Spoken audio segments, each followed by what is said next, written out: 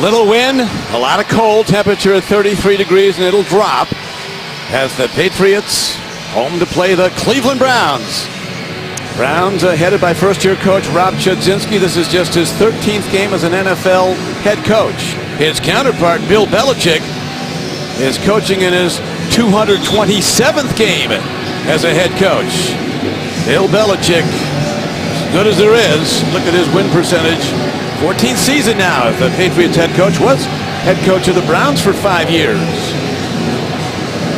Patriots won the toss, Steve, and they have elected to kick off. They'll send their defense out first. They want to see what Jason Campbell has at quarterback. Yeah, the Patriots did win the toss. They deferred, and the Browns chose to receive, and the Patriots picked this in. Now, they know this stadium. This is their home stadium. They chose this in for a reason. Look for that to become evident as the game wears on. Fozzie Whitaker is back. Takes the ball at the 1-yard line. Whitaker finds a gap and goes out to the 28-yard line. So a good opening return, 27-yard return. There is Jason Campbell, the starting quarterback, in his 9th year overall. Spent 5 years at Washington, 3 at Oakland, was with Chicago briefly last year. Coming off missed his last game with a concussion, but he said they went through all the protocols and they were extensive, but he feels fine. And he's ready to start now. His overall record as a starting quarterback in the NFL, 32 wins and 43 losses.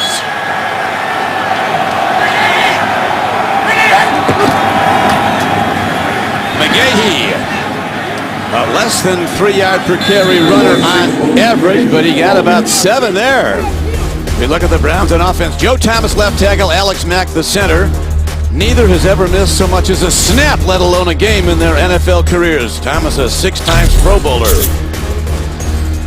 Gotta watch is the wide receiver to the right, Josh Gordon, putting up numbers that are really phenomenal as a wide receiver. Over almost 1,300 yards already receiving. Handoff, and the Browns go to that power game, Steve. And 2nd and 3. They look to be close to a first down. Let's see where the spot is as we look at the front of the New England Patriots. Chris Jones, he was a real find. Signed off the waiver wire. They claimed him. He's got 5 sacks already. Jamie Collins, the Patriots' number 2 draft choice, 2nd-round draft choice, playing very well, an outside linebacker, a rookie. Aqib Talib playing good football, and Devin McCourty having the Patriots feel is a Pro Bowl quality year at safety. 1st and 10 Browns. Patriots blitz. Browns gash it and drive the ball across the 40-yard line. So they're coming out with a power inside run game, Steve. Well, you knew they would, as the Patriots have struggled to stop the run in the last few weeks. And after getting a first down on 2 straight runs, the Patriots defense wasn't even able to force the Browns into a 3rd down. You know, a 3rd down and those crucial downs is where the Patriots really excel on defense. They're totally, one word that you get is their mantra, situational football. But if the Patriots can't get the Browns into that situation, they may struggle. On 2nd down, 2nd and 7. Campbell looking deep. Crossing route underneath. Beautifully executed with Greg Little, making his 34th catch of the year. And the Browns drive on. Dante Hightower, outside backer, got him down. But Hightower's had some problems in pass coverage. Well, you know that the Browns are going to try and find Greg Little, along with Devon Bess, and of course Obanaya out of the backfield. Anything they can do to help Josh Gordon get his numbers. They can't rely on Gordon, not against his Patriots. The Patriots are going to do everything they can to take the best weapon away, so everybody else is going to have to chip in. Obanaya in the backfield. They play fake to him. Nice strike on the run, thrown by Campbell. Swinging out to make the play is Marquise Gray, one of the tight ends. You know, one of the matchups we've been talking about and a lot of people want to see is Josh Gordon against Aqib Talib. Both these guys, you know, these great players you see there, that's, you know, lets us know you're going to see that all day. Aqib Talib will press the envelope and do anything he can to make Josh Gordon frustrated. If you can't cover him, make them take themselves out of the game with their own frustration. Aqib Talib is the master at that. Well, he is. He plays to the echo of the whistle. Here is Campbell on 2nd and 7 with a strike on target to Jordan Cameron. The tight end's 64th catch of the year. Well, this is exactly what Jason Campbell needs to do. Get the ball out on time, right? just taking off and running to the corner route. And that's a great throw by Campbell. We questioned Jason Campbell at length, Don, about how good he felt coming off, about being his ability to throw those footballs. Of course, Jordan Campbell, the great offensive tight end that he's come to trust. But Campbell, he convinced me. He really felt ready to play. He told us if he would not have been ready, he would have been free to tell the Browns, and they would not have squawked. I know, he said their head trainer, Joe Sheehan, said, don't lie to me when he coaching every day. On a first down carry, again, inside run.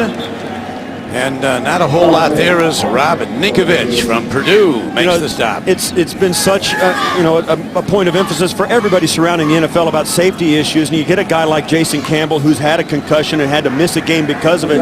You know, how much pressure did he feel to come back and play perhaps before he was ready? And he was adamant that, you know what, I was the guy who had to say. I felt I could play, and the doctors cleared me to play. They were very satisfied. But the really final decision was his, and he felt very comfortable. If he would not have wanted to play, the Browns would not have given him an issue with it, and I felt good about that. Yeah, Chudzinski's got to be satisfied, Steve, with his early offense. And the Patriots come up all on the field. And I think they're going to roll it down. They're calling it a completed pass, and they stopped the play where Josh Gordon was thrown backwards. We'll see.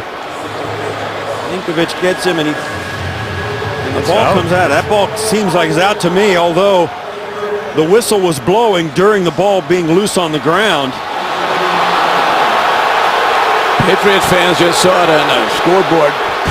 Yeah, it's Greg Little, not Josh Gordon. You see there, Bill Belichick. He doesn't really want to challenge it, but you know he really can't with the whistle blew while the ball was loose. So the Browns play another down. It's 3rd and 8. Obanaya. Nothing happening there. All right, Steve, let's take a listen now. Do we hear a whistle? That was a very quick whistle. That was a very quick whistle, and and you see that. You see Bill Belichick. It was a quick whistle, and I think there was a clear recovery by the Patriots as well. But it's really tough for a coach to throw the challenge flag in that position because A, the play's about to go and you don't get a chance to look at the replay, and B, it's hard to know if it's actually reviewable or not for a head coach in that situation. Billy Cundiff now to try a 43-yard field goal into the breeze, right on time. He's now hit 17 of 21. Coach Belichick with arguing his case, but the Browns have the lead, and they'll kick off when we come back. We're back to Gillette Stadium. 43-yard field goal by Cundiff, and the Browns have taken an early lead on their first possession, 3-0. Josh Boyce now back for New England to return the kickoff. He had a great kickoff return last week against Houston. This one he won't bring back, 9 yards deep. And here comes the man who leads the way. Now in his 14th season, Tom Brady, quarterback of the Patriots, comes in with 19 touchdown throws, 8 interceptions. Said we'd love to have a game where we didn't have to come from behind, but they've done that the last 2 weeks, Steve. Yeah, and it's one thing that sets this Patriot team apart under Bill Belichick. If they have an issue that's facing their team, a chronic issue, they don't hesitate. They take drastic measures to fix it. Ask Stephen Ridley how drastic of measures they're willing to take. Edelman flexes out to the right. Brady stands in. Long ball downfield and just overshoots at the midfield stripe. Rob Gronkowski. Gronk's always a focal point. Well, Gronkowski's going to come. He's going to be man on man. And T.J. Ward just lets him slip by. If that's a little better than that, would have taken a great throw. But you can see Brady wants to add it. He blames himself for that because that's a throw that was just out of reach. You can think about it. Coming out right off the sideline. First throw of the game is a tough throw down the seam. Brady almost nicks it. Now Vereen Steve is in the backfield with Brady. Gronkowski's had a touchdown reception in each of the last 4 games. Gronk loses it. 3rd and 10 for the Patriots at their 20-yard line. And T.J. Ward there once again, man-to-man. Now he's outside. He was in the slot a moment ago. T.J. Ward was there. Now he's lined up as a wide receiver by himself. T.J. Ward was there again to cover him. You get the feeling those two guys are going to get to know each other this afternoon. Gronkowski with 2 incompletions to start the game. Pretty unusual. He'll get a lot more thrown his way, though. Brady and the Patriots need 10. Underneath throw. Good defense by the Browns. Shane Vereen with his 29th catch. But it's not enough as T.J. Ward gets him down quickly. And so the Patriots have to punt the ball on their first possession. I think this has kind of been the modus operandi of the Patriots. They have not started fast of late in their last 4 games, but they have finished very strong, and today's no exception. Of course, today they knew they were in for a battle. This Brown defense is nothing to sneeze at. Jordan Poyer back for the Browns. Ball well hit downfield, and a fair caught inside the 25-yard line off the foot of rookie Ryan Allen. 53-yard punt, all net yards. Browns 3-0. The NFL on CBS is sponsored by Southwest Airlines. Find our fares online only at southwest.com. The new Windows, one experience for everything in your life. And by Ford. Only Ford gives you EcoBoost fuel economy and a whole lot more.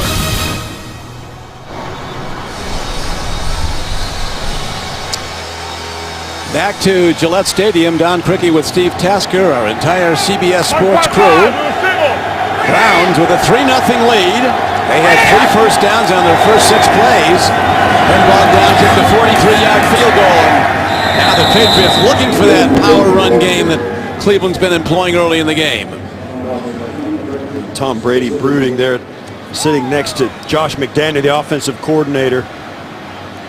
Had an interesting talk with McDaniels on Friday. He says, no secret. He said, we played well in games before, particularly early. We have not been able to do it of late, but the one thing about the Patriots, they're a great reacting team. They will make adjustments and play better as the game wears on. Well, Jasinski says, whatever you do best. Kind of a way to take it away from you. Teeing off and going right at the Patriots. Willis McGahee runs the ball again. Chandler Jones, defensive end with 10.5 sacks already, makes the stop for the Patriots. Well, the Patriots have struggled to stop the run, and the Browns, no question, are being committed to trying to exploit that weakness. But the Patriots, you know, they've struggled. I mean, you take Vince Wilfork, Gerard Mayo, and Tommy Kelly out of the lineup with injuries as the Patriots have had, and it took them a while to adjust to that. The turnover factor is enormous. That's what the Browns can't afford against a better team. They can't shorten their possession number. Campbell fires. He's right on target with a beauty to Jordan Cameron. And on 3rd and a long 6, almost 7, he fires down the field for 16 yards. Well, Jordan Campbell showing what it is. I mean, the Browns have got their own tight end. Cameron has really emerged this season as a real quality pass receiver. No question. You see there, the Patriots light him up at the end of that, but Jordan Cameron getting up really has become the focal point of this offense, particularly in the red zone, but also there on 3rd down. He's a quality athlete, as you know, Steve. Also played basketball in Southern California as well as tight end. Underneath throw again, and very nicely paced offense. Obanaya coming out of the backfield makes the catch. His 39th of the year. Steve Gregory, one of the Patriots safeties, stopped him. And one of the things you'll notice about this Brown offense, they're not going to go anywhere near the no-huddle, fast pace that the Patriots are trying to run with Tom Brady. They want to shorten this game, take their time, and make sure that they've got exactly the play they want. No reason to hurry up when they want to be methodical and pound the football at this Patriot defense. All right, this Patriot defense now standing in on a 2nd and 4, and it might be a false start. Jerome Boger, our referee. False start. Offense, number 66. 5-yard penalty. Still 2nd down. Right guard Sean Laveau called for a false start. Right here. You can't miss it. Those 300-pounders move like that. Everybody sees it. Jasinski, the previous 2 years, Steve, of course, was the offensive coordinator at Carolina. He's a Browns fan lifelong from Toledo, Ohio. Played at Miami of Florida. 2nd and 9 after the penalty for the Browns.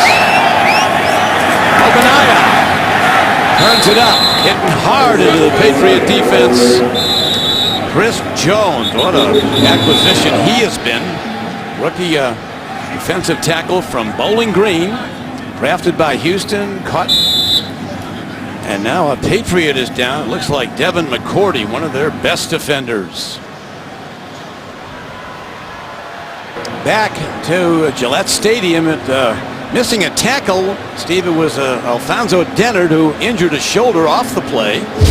Hit down his left shoulder. Obadiah comes in. It's fairly obvious what happens right there as he hits it, spins around, then he reaches up and grabs that left shoulder and stayed down. And that's, injuries are a part of the game, but the secondary, the Patriots really can't afford to lose a player of the quality of Dennard. And McCarty, who made the tackle, is up. He's fine.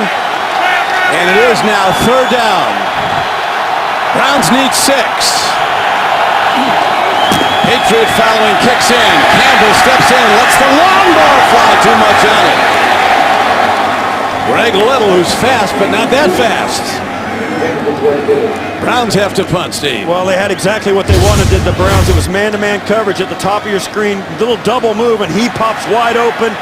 And Jason Campbell just overthrows him. That is an absolute missed opportunity by the Browns. Campbell steps up in the pocket, takes the hit right at the end there as you see your guy Jones. Don Criqui, you've been talking about him, and he got to Jason Campbell and forced the overthrow. Yeah, he's already 5 sacks as a rookie out of Bowling Green. Put in a claim to get him. He's been a starter. They've lost some great defensive linemen to injuries this year. The great Vince Wilfork, Tommy Kelly. Julian Edelman fair catches the ball after a 36-yard punt.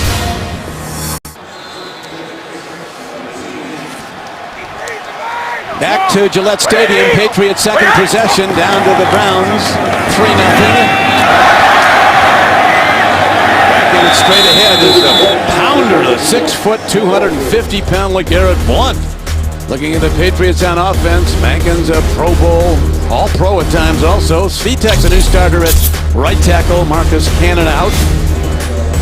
Julian Edelman making plays. Ridley will get looks today. But will the pass catcher Vereen Amendola in and out with injuries, but when he's in, he's good. Here's a driving run straight ahead by Blount. LeGarrette Blount, the 4th-year runner out of Oregon, bangs ahead, and finally a Brown safety. Tayshaun Gibson gets him down. 11-yard gain. Well, here in the second possession, we told you that the Patriots are very good at feeling out their opponent and making adjustments. The first series, they came out 3 straight passes, 3 straight incompletions. Now 3 straight runs. Brady under center, good play fake. There's the long ball. Edelman hands on it, but it goes incomplete. It'll be 2nd down and 10 for the Patriots. Well, he ends up working against Joe Hayden as he comes out, hits the hard post. Brady sees him snap open as they get a hard run fake to the right side of the offense and throw it back long to the left, just overthrown. Twice in the early going, Tom Brady has just missed a big play to his receivers. And you want to know the reasons why the Patriots have started slow. Those 2 plays right there will tell you.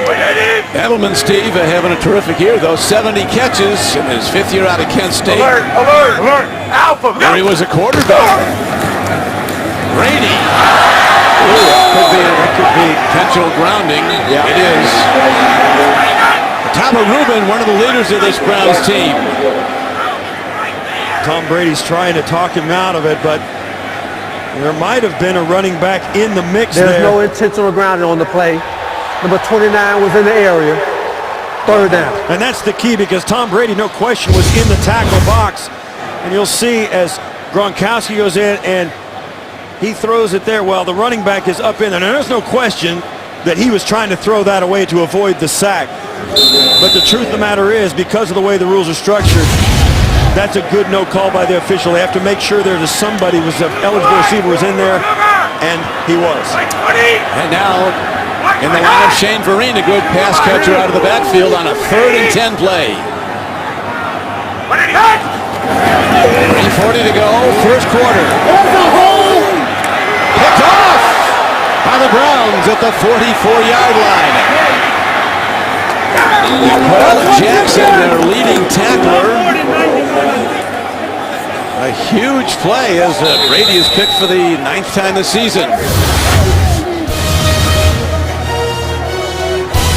So the Browns with the first turnover of the game their way, going offense again when we come back. He really got a deep drop there. Yeah.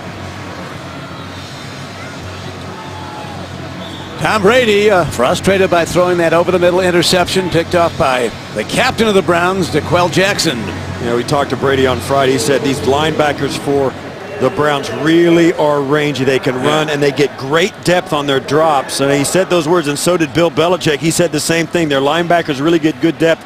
Well, they might have said it, but I guess they didn't believe it because DeQuell Jackson dropped deep enough to get under that deep crossing route, trying to fit it into Josh Boyce, and he ran right under the route.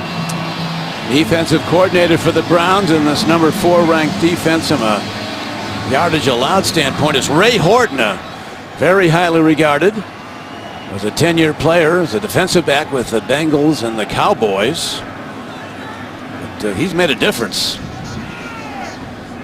Officials looking to check where the spot should be. Yeah, they had a little. The ball was put at the wrong beanbag spot. The correct spot is the 44-yard line. First down, Cleveland. Well, the first beanbag spot was where he caught it. The last beanbag spot was where he ended up.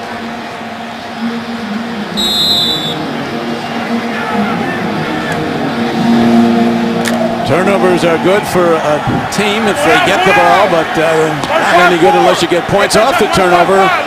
Let's see what the Browns can do against the Patriots. With a 3-0 Cleveland lead on a 43-yard field goal.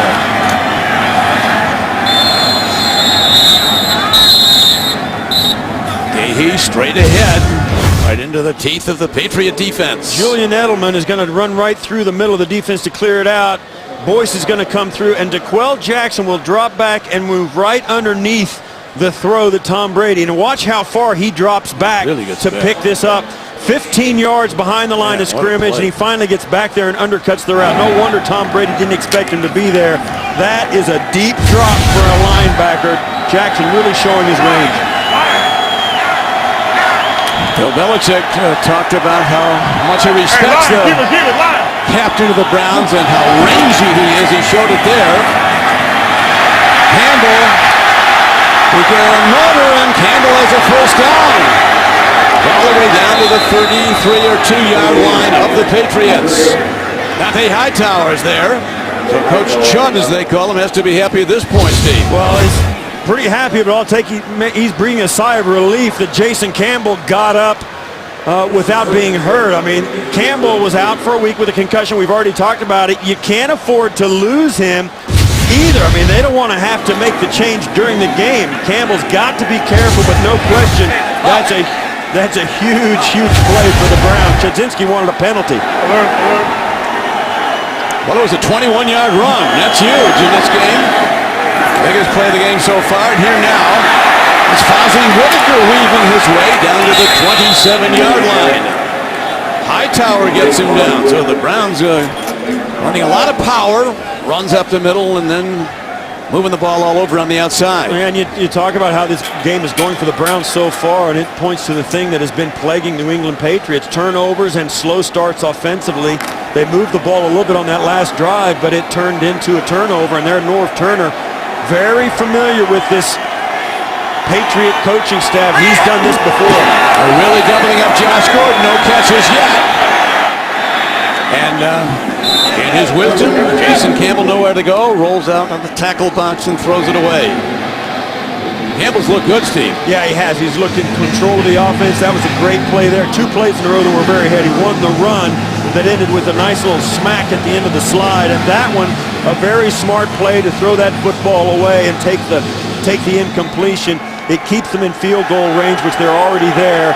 And it sets him up for a 3rd and very manageable 4 yards. Jason Campbell's doing everything he needs to do right now for the Browns at quarterback.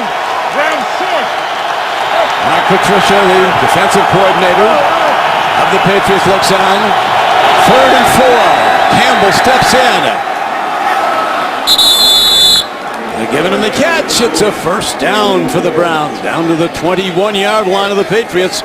Jordan Cameron, whose production in the recent games has not been for a lot of yardage, but today he's really opening up. Well, he's a good receiver, and he's one-on-one with Gregory, the safety, and anytime you've got a tight end who's as good a receiver as Cameron is, the safety's just not going to be able to match up as well as you'd like. Now a penalty thrown way back. Yeah, that judge. Yeah, they've been playing a lot of man, have the Patriots. 12 men on the field. Defense. 5-yard penalty. Still first down. Well, we talk about the slow starts, and we talk a lot about the offense and how they haven't been able to move it, but now you've got the defense pulling a 12 men on the field penalty. Slow starts have been a nemesis of the Patriots. In the last 3 games, you look at the numbers in the first half. And that's not just the offense, that's the defense as well, being minus 41 points in the first half. Patricia with an engineering degree from RPI. He's a technician as a defensive coordinator. Here is a run. Ogbonnaya in his 5th year from Texas coming in, averaging 5.7 yards a carry. And a good ball catcher. 39 receptions, including 1 today. Ogbonnaya, great back out of the backfield in the passing game, and also as this Browns team tries to get physical with these Patriots and shorten this game, they're going to let this quarter run out. They don't want to pack in as many plays as they can. They want to be efficient with the possessions they have, and this is a good move by them. That is the end of the first quarter with the Browns in the lead, 3-0. We'll return to Foxborough after these messages. You're watching the NFL on CBS. Quarterback numbers, Jason Campbell winning that battle, but we're early. We're ready now to start the second quarter. Yeah, that's not something you expect to see from Tom Brady, particularly in this building. They're very comfortable in this weather, this type of game, and of course in this environment with their home fans. They're tough to beat in this building, particularly in December. So now the Browns 2nd and 3 inside the 15-yard line. Campbell protected. Nobble, Josh Gordon, they're going to give him the catch. His first of the day, his 65th of the year. Guy averaging just a shade under 125 yards a game receiving. Well, best in the NFL. He's only going to get credit for 1 catch, because you'll see here he catches it, tips it up in the air, and catches it again. And they're going to give him the catch, but now they're waving it off and saying it was an incompletion. There's a catch. I don't know. That looked like a pretty good catch, and it looked like I'm not going to give it to him. That'll be a catch. The receiver dropped the ball in the process of making the catch when he went to the ground. 3rd down. Oh, he went to the ground out of bounds and then dropped it, so you have to keep rolling. No question he has it here, gets out of bounds 2 feet down. When he goes to the ground out of bounds after plowing through the down marker, he drops it, and the officials are calling that an incompletion. And I used to play wide receiver, and that outrages me. I mean, you got to catch it. He's in bounds, they push him to the ground, he plows through the equipment and loses the ball, and they take the catch away. In this case, the 12th man was the down marker. That looked like a catch. Yeah, Dacian Campbell's going to take a timeout. He didn't like what he saw. 3rd and 3 coming up. They don't want to have to settle for another field goal. The plays that are catches and are not catches are so up and down and different across the league that guys like Bill Belichick are really going to have to get that consistency in the officiating. Got a sports fan on your gift list? Avoid the crowds and get free shipping when you shop this weekend on CBSSports.com. Take advantage of this special offer now at CBSSports.com/holiday. All the way across the league, you see plays that are reviewed and overturned and not overturned. You see coaches getting calls on Mondays saying the officials should have called it the other way. It's become rampant because it's so difficult to tell one from the other. But now in the red zone, the Browns are at 3rd and 3. They've got to be thinking first down. You may see them take a shot at the end zone, but they've got to get the first down here. They can't settle for 3 points. They need 3 for the first down. And we'll have a false start signaled against the Browns. It's their second. False start. Offense, number 84. 5-yard penalty. Jordan Cameron, the tight end. right there in the slot is the bunch formation. And that was his movement caused a reaction to get in the neutral zone, and they had to stop the play because of it. But Jordan Campbell, who is a true weapon down in the red zone for the Browns, has really emerged this season as a reliable guy in clutch time down close. As Rob Chudzinski told us yesterday, Steve, the Patriots have a great red zone defense. Browns in the red zone now. Off target. Browns have to settle for a field goal try. Whitaker was the target, not close. And that penalty really hurt him, although Jason Campbell was off the mark. Jordan Cameron staying in the backfield, releasing late as a receiver. Campbell felt a little bit of pressure from Ninkovich coming off the front side, but couldn't get that ball on target. Had a chance to complete it, it would have been very close, or it would have taken Whitaker a great run to get the first down, but couldn't complete it. Here's Cundiff with a 37-yarder. He's hit from 43. And he booms it through, so the Browns extend to a 6-0 lead, and the Patriots, I think, Steve, a win for their defense. Absolutely. They're very happy to get out of that with a field goal.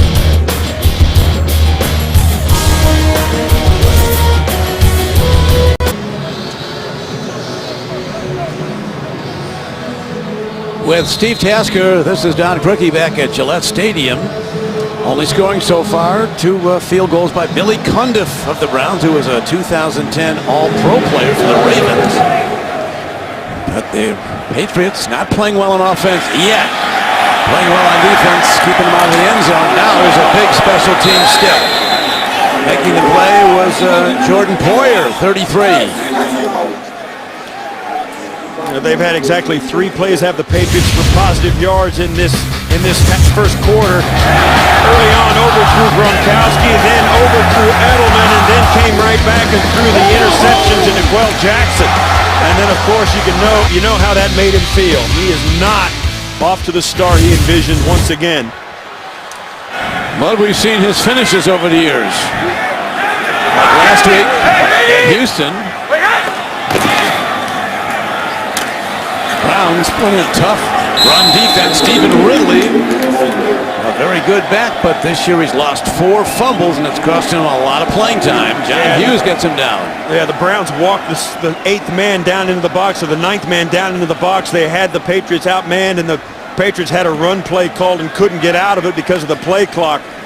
And it ended up being a no gain on first down. Crucial for the Browns to be successful on 1st and 2nd so they can get it off the field on 3rd. Now Vereen is in, the receiving back, and he gets the ball thrown to him. On a 2nd and long play. Shane Vereen is taken down by Niquel Jackson, but good plus yards, and he advances the ball out close to the 23. Well, they faked the end around to Edelman, and then Tom Brady bootlegs out, pump fakes once because he couldn't find Vereen. Now the hammer comes in, LeGarrette Blount. 3rd and 1, he's thrown back. Let's see where the mark is. Looks like they're going to give him, one guy's giving him the first down, the other one does not look like they got his 2 different spots from both sides of the football field, and they're going to move the chains. They are indeed. The hammer, LeGarrette Blount, moves the chains for the Patriots. He's had some fumble problems, you know, Steve. He's lost 2 this year. Well, there's one thing that the Patriots do, and we mentioned it earlier. If they have something that's going on with them, one of the players, they do not hesitate to take drastic measures to fix it. And the running backs are a perfect example of it. You get benched. Turn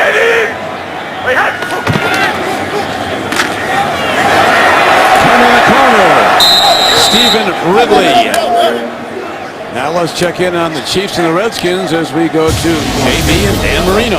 Chiefs are handling the snow. Off an RG3 interception, Alex Smith hits a slant pattern, and Dwayne Bowe, he breaks tackles, goes in for a 21-yard touchdown, 17-0 Kansas City. Good to hear the voice again of Don Criqui, along with Steve Tasker.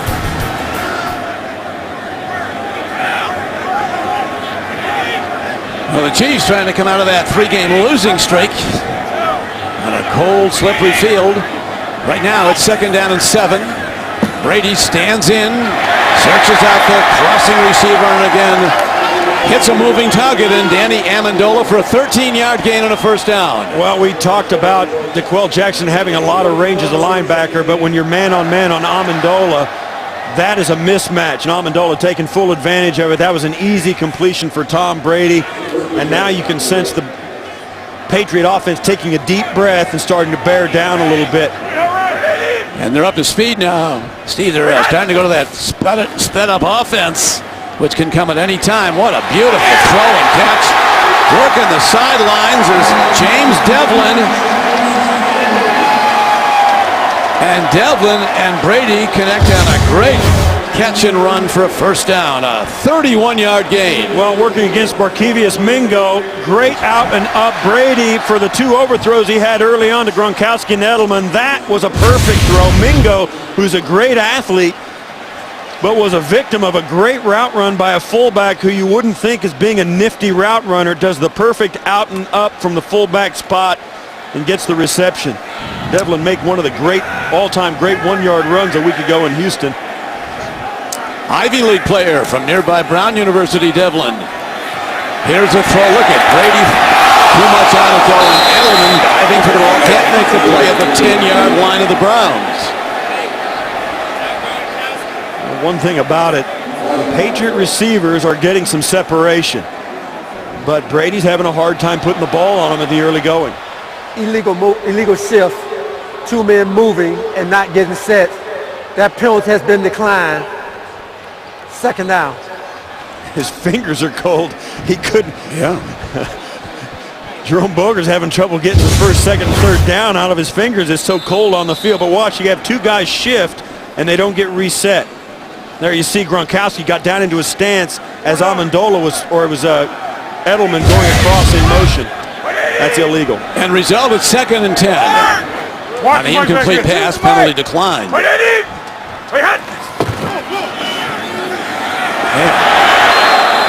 Heat was coming, and it was coming fast.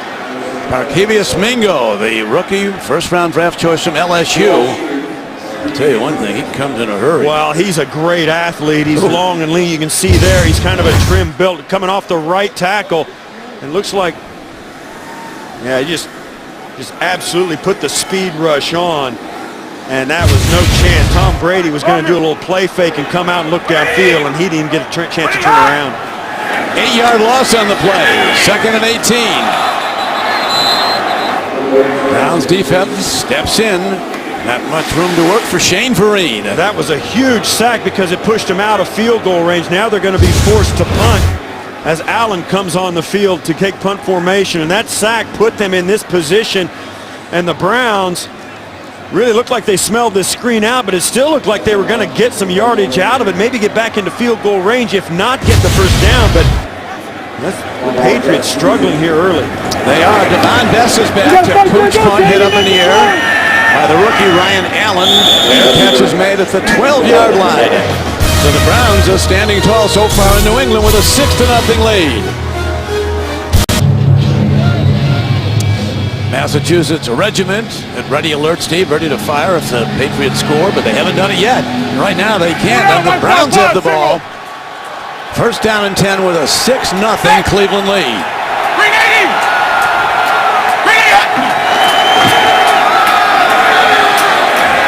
McGahee. With the playoff races heating up, download NFL Mobile to get live video access to exclusive premium content on your smartphone. Call ** NFL to download or go to NFL.com/mobile to learn more. Message and data rates may apply. 9:49 to go in the first half. The Cleveland Browns coming in with a 4-8 record under their first-year coach, Rob Chudzinski, who is a very upbeat guy, and I would predict, Steve, he's going to be around for quite a while. Yeah, they've got some continuity in a good direction in their building. Swing pass, nicely executed. Obanaya, some of these passes, sharp target throws by Jason Campbell, and one of the reasons that 9 years ago he was the first-round draft choice of the Redskins out of Auburn. Yeah, that's right. He's got a strong arm and he's a good athlete, as we've seen already today on the 21-yard run he had earlier. And plus, these throws are on the money. He's had a couple that were not, but his arm is plenty strong enough to still be playing at a high level in the NFL. Just the kind of guy Chudzinski needs to run this offense, and happy he's back and healthy and in the lineup. The Browns are going after outside backer Dante Hightower in coverage. From there, Ninkovich, always active. Maybe the most underrated defensive lineman in the NFL, Rob Ninkovich. Lobaniah takes a little lead draw and tries to get up inside, and Seelinga does a nice job of balling everything up and squeezing down, so Ninkovich has no space for the running back to avoid him. They ball that up inside. Ninkovich makes the tackle for no gain. Great team defense inside by the Patriots. Yeah, their defense really ramping up. Julian Edelman's back now for the Patriots. Hunt hit downfield by Spencer Lanning. Fair catch at the 33. Tom Brady and the Patriot offense ready to go to work again. They can make something happen fast. We'll see. Back to New England. Tom Brady so far 4 of 11 throwing the ball for 56 yards. Now he goes first and 10. From his 32, down 6-0. Well, I tell you, the Browns, they get pushed.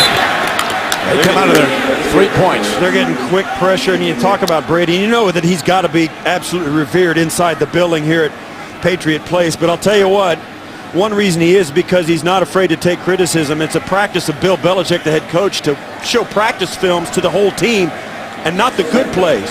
I mean, he coaches guys hard about what they're doing wrong, and always, every morning, Tom Brady will tell us, Brady's the first guy on the list to get coached hard. He doesn't mind it. He's all about the team and winning. They all are here. That's why they win all the time. Boyce making the catch on a 15-yard play. With some really nice throws in this game. Well, they know they're up against a good defense, and it's taken them a little while to get going, and this defense playing tough. But Bill Belichick, I mean, he coaches them all, and you know that when you start with Tom Brady and your criticism every morning, nobody else in the room thinks they're getting off the hook. And Brady himself embraces it. Alert! Alert! Alert! 52! Practice, I mean, training camp, everybody runs if somebody commits a 5-yard foul. Brady leads the way in the run around the field and Ridley runs. Well, there's the relationship. That's a lot of games that these guys have played and coached together. I mean, that's the relationship, and there's a lot of playoff games and all of that, passing TDs. But that's why Brady is such a good leader and why they've won so many games. He subjects himself to the hard stuff so that the rest of the team has to join him in it, and they get better because of it. Josh Boyce, the rookie from TCU, drops the ball. Well, Brady has said publicly, unless you play here, you don't know how much pressure there is on you to win. And he added, people love playing here. Well, because everybody's in it. I mean, Josh Boyce is going to hear about that with no question. You've got to make plays like that. Brings up a 3rd and 10. But so much success has come to this organization with so many different players, so many different teams, and so many different years. They do something different than other people do. 3rd and 11, the Patriots have had 5 drops in this game. Browns send a lot of people, and receiver falls down over the middle. Amendola looking for a flag. There's none in the air, and the Patriots send out their special teams to punt. He was trying to get the ball to Amendola right there in the motion. He's going to come underneath, and he just gets jacked. That's Buster Screen, who just pushes him and knocks him to the ground, and that could have been illegal contact easily, and the Browns got away with one. They're going to push the envelope physically. They know they've got to do that in the back end to make it work. Browns with a big punt rush. Jordan Poyer fair catching the ball for the Browns. At the 12-yard line, a 43-yard punt, all net, no return.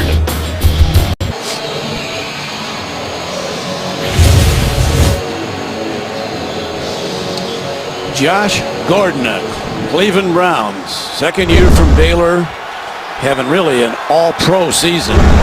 Those are historic numbers. First receiver in NFL history to have over 200 yards receiving in back-to-back games.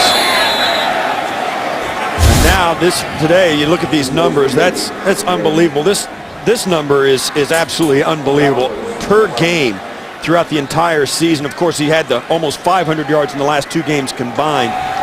But today, completely shut out. Had the one catch that was taken away when he crashed into the first down marker. But you know the Patriots know everything about him that they could find out. Gordon had 10 catches for 261 in a loss to Jacksonville last week. Here's a throw.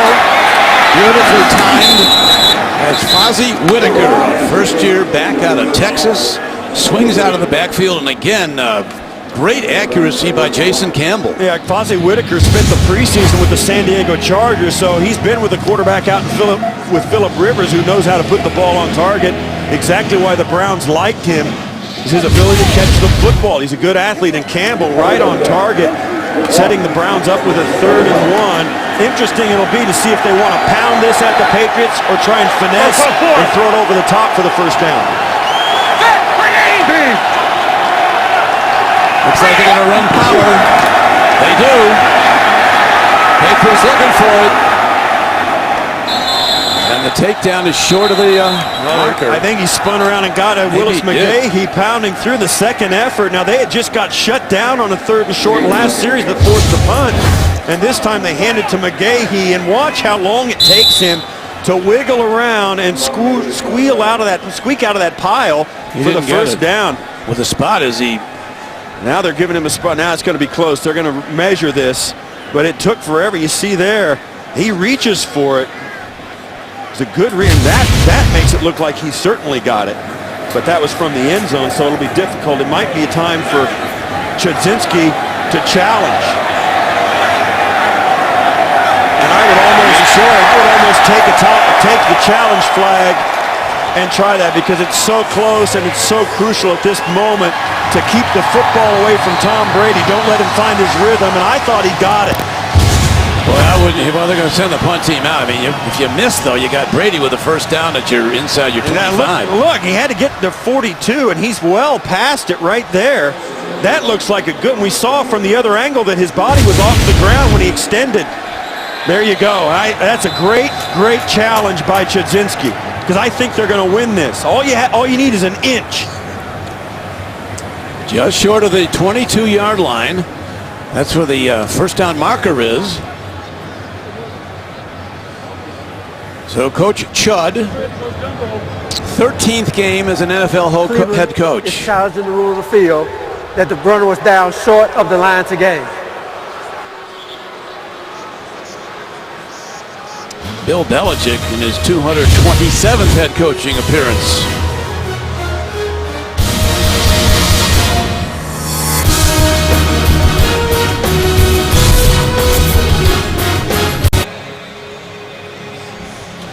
You'll see as we come back to this replay, as Willis McGahee extends the football, it's up above the top of his head, and where his backside hits on the ground, the ball is up here. This down here is the line to gain. So it looks from that angle like he very much got that first down. And we see from a different angle that indeed his backside is the first thing that hits as he comes to the ground. And the two angles together will show you that it looks from this, and you'll see he's not down until that point right there, and the ball is above his head up here past the line. The ball carrier was down at the 22.5-yard line, therefore making the line to gain. It'll be Cleveland's ball, first down at 10. Here you go, Steve. At the 22.5. Cleveland is not charged a timeout. That was a great challenge by the Cleveland coaching staff, and that happens so fast, but I think it's a nod to how critical every possession is for the Browns at this point. They've had so many problems and such a rotating lineup at quarterback. Tough to get any continuity in their offense. Every possession is enormous for this Cleveland team, particularly on the road against a team like the Patriots. Great job by Don. Great job by Chudzinski and the way they run their challenge. Gets the first down in a game where the Browns, an underdog, leading by a 6-0 count on 2 Cundiff field goals from 43 and 27 yards. For the Browns now, with time becoming a factor in the first half, 5:04 to play in it. Long ball on the way. He's out there. And there is the big play by Josh Gordon as finally he goes up between a double team and comes down with a 19-yard gain and a first down. Well, this was a good catch, but I think it was an even better throw. Talib undercuts the route, and Campbell puts this ball just over his tip, his outreach finger. It almost looked like Talib even still got a piece of it. Oh, and he just fit it in. Gordon keeping his concentration. McCourty coming in to finish up on the tackle. Great reception. Talib tipped his hand that he was going to get a lot of attention. He said a lot of teams have treated him like a regular guy. And he's not a regular guy. That's what Talib said. He certainly is not. Here's another long ball. And wow. Greg Little comes up and down with the ball. Ryan Logan defending on the play. Oh, he came down with the ball, but his foot came down out of bounds. What a great leaping reception by Little. Watch as he goes up over the top and comes down right on the line. Wow. That, I'll tell you though, even though that's an incompletion, it's like a long foul ball working there against Ryan, that gives an offense confidence. And he's going to have confidence that his guys can go up and make plays over the top of these defensive backs. And the Patriots are going to be looking at each other saying, we got to do something different. Timeout. Cleveland also gives the defense concern, Steve, because they know they're going to see it again. Oh, yeah, that's not the last long ball you're going to see from Jason Campbell.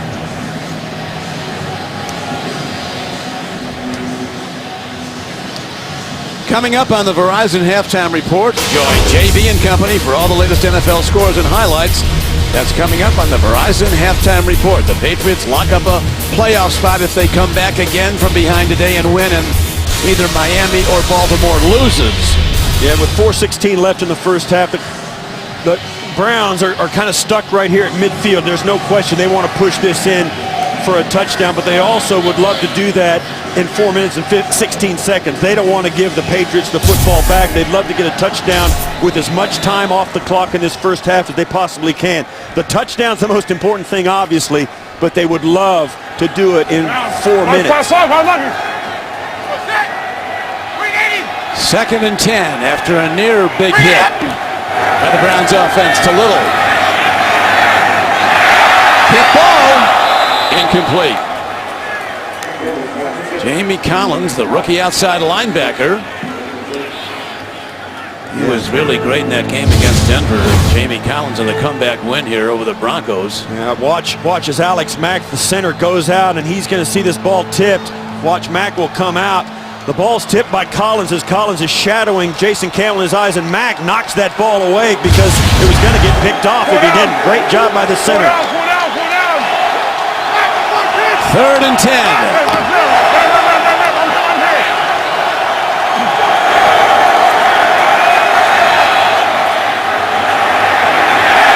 Terrific open field stop on Josh Gordon.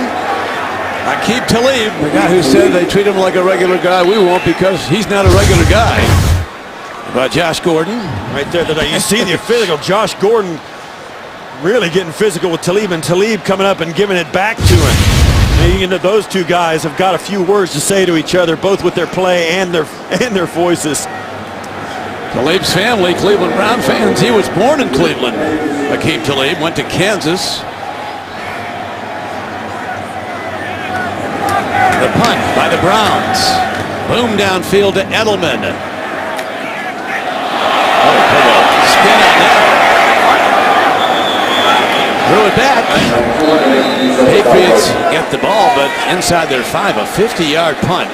Tomorrow on CBS, Melissa McCarthy and Billy Gardell star in a new episode of the hit comedy Mike and Molly. That's tomorrow at 9, 8 Central, only CBS. 3:23, an eternity for the New England Patriots. They've got their timeouts left, and they've been here before. Unfortunately for the Patriots, they've been here a lot in the last couple of weeks. These Brown corners, Steve, they've stopped a lot of stuff from getting thrown their way. Hayden and Screen.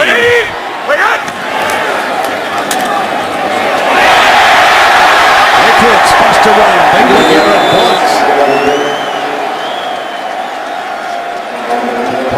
hit conversation. A 13-yard gain on the play, Steve. Well, he's going to come right off the right side and find his hole right over the right guard, right tackle. As he bounces it outside. Cleveland's defensive front kind of jumping inside to stop it and get gashed as he bounces it out. The pitch. One again.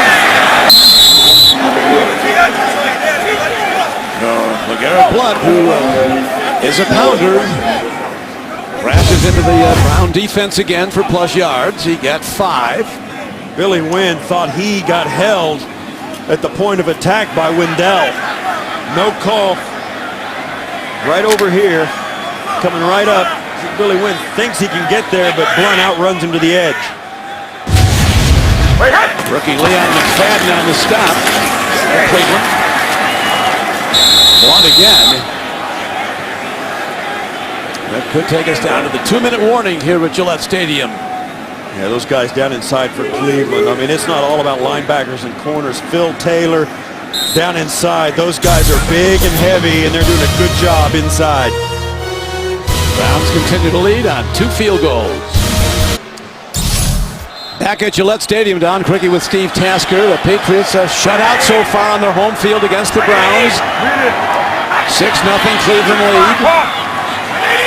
2 minutes to play in the half. Brady 5 of 15 throwing, 1 interception. Here's an on-target throw to Danny Amendola coming underneath. Gain of 12, Steve. Coming inside, running right behind the clear-out route by Boyce. He takes an inside stem, inside Boyce, and then breaks to the sideline behind him, and it's tough to get out there underneath that for a defender as they cross twice on that route. Brady again, patiently awaits something to come open. It does underneath again. This is Boyce. Dancing smartly out of bounds, the rookie from TCU. Another first down for the Patriots. So the Patriots have been patient with these young receivers, Boyce and Kenbrell Tompkins, getting some time during the injury time. Watch this move. Whoop. Wow. Screen tried to get the kick save, couldn't get it done. And Boyce gets to the post. Over. 43 to Mike. Hard.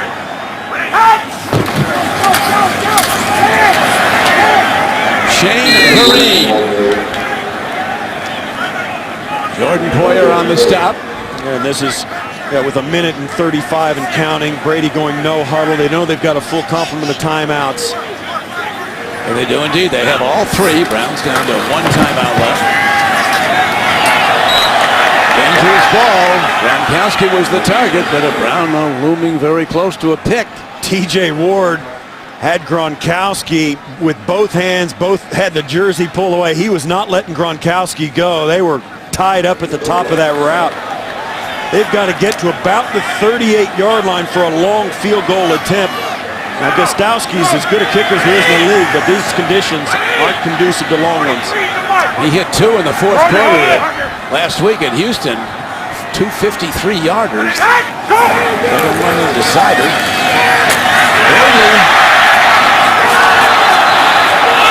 Trey's not fast, but he is elusive. And unhappy he missed an open guy in Amendola. Yeah, he took a shot from behind. He could feel the pressure chasing him, and that ball went incomplete, and Brady screamed with frustration as he came up after he rolled over. You'll see as he gets hit right there, he'll come up and give out a scream as that ball comes out. He doesn't like what Amendola did. He's expecting him to do something else. Right there, as you see Amendola trying to find a spot, he's bracketed by the 2 linebackers. Devon Bess is back now for the Browns.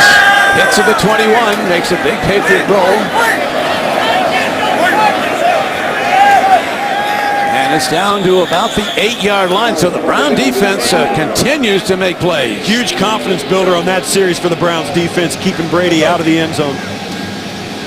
Coming up on the Verizon Halftime Report, join JV and Company for all the latest NFL scores and highlights. That's coming up on the Verizon Halftime Report. And both these staffs, when this game began, both the staffs, for the Browns, they're watching the Patriots, and the Patriots are watching the Browns at halftime. Both these staffs are going to make huge adjustments, and early in the second half, we're going to get an idea of what each side of the football thought about what the other was doing against them. And adjustments are going to be crucial for the second half going forward. Wow. Browns ready to run the ball with a 1:06 to play in the half. McGahee, both arms on it. 4 times a 1,000-yard plus rusher in his NFL career, 11 years now into the league. Miami of Florida product. And now the Patriots know how crucial every possession is, and Bill Belichick takes a quick timeout in hopes of giving a quick, just a few seconds anyway, at least one opportunity for Brady to come get something done in this first half. The Browns won't be able to run the clock out with New England in their 3 timeouts unless they get a first down. Next up is a 2nd and 8 play. Well, the Browns can't afford to just go conservative and hope to run the clock out and not really strive for a first down, because they know they'll have to punt the football back to the Patriots. Patriots only with 130 yards, Steve, in total offense in the first half. They sometimes get that with ease in a quarter.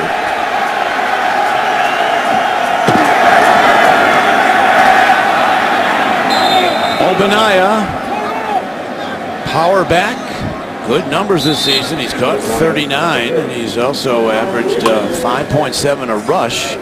Chandler Jones getting his name called for the first time. He's been an effective guy, 95 out of Syracuse. 10.5 sacks coming in. Yeah, and he's been a great find for the Patriots as Bill Belichick takes another quick timeout. That last play, 4 seconds, is all the Cleveland Browns get out of it. Brings up a 3rd and 5 or 3rd and 4.5. Actually a manageable down for Jason Campbell, but it does force them to put the ball in the air. Now, that, if they can complete it, even if they don't get the first down, it'll force the Patriots to use that last time out. Belichick would love to give Tom Brady and that offense the ball back with at least one of those in their pocket to try and get into field goal range. So far, Gronkowski and the Patriots offense is out, has not been a factor. Gotta have a conservative throw, not turn it over. What a catch! Josh Gordon coming across, catching it knee high. And now things change. Now things change a little bit. Josh Gordon catches this on the crossing route, and Talib told us as well, as you see him chasing Gordon across the field, one thing that's crushed defenses against the Browns is their ability to catch balls like this, short passes, and then have Josh Gordon turn up the field and outrun people for big gains. Now things change, because now the Browns are thinking, hey, we may get out of this with some points instead of just running the clock out. Well, let's see. Catch and run, good for 18 yards on last play. Campbell checks down. Goes to Fozzie Whitaker. And Steve Gregory's on him quickly. And now Cleveland takes the timeout. They do indeed, and they continue to hold a 6-0 lead. Okay. We're back. You see the target line for Billy Cundiff. He's had some long balls. 2 or 3 from 50 plus this year. He's accounted for all the points in this game so far. Campbell throws it to an assistant coach on the sideline, and it stops the clock with 34 seconds to play. He got out of the tackle box, which allowed him to do that, and he threw it far enough down the football field to get it past the line of scrimmage. Prior to the pass being thrown, holding, defense number 31, 5-yard penalty, automatic first down. And this was a good call, because I think Josh Gordon was going to snap open down the pipe, and Talib right up here. And you'll see, or no, he's down inside, down on the slot right there, and you'll see right there they get tripped up, and Campbell was looking right at him, trying to get him the football, and they got tangled up. Patriots in that deep cover 2 defense. Safety's way back. Backpedaling at the snap. That'll bring up 2nd and 10. Whitaker was the target. Yeah, and things have changed very quickly here in this game as this half comes to a close. It was the New England Patriots trying to use timeout to save time. Now it's the Cleveland Browns who want to extend this half and get a chance to get down inside field goal range. They've got another 20 yards to go before they can really try a long one, although if it's the last play of the half, why not try one from 60? That would make it about 18 yards.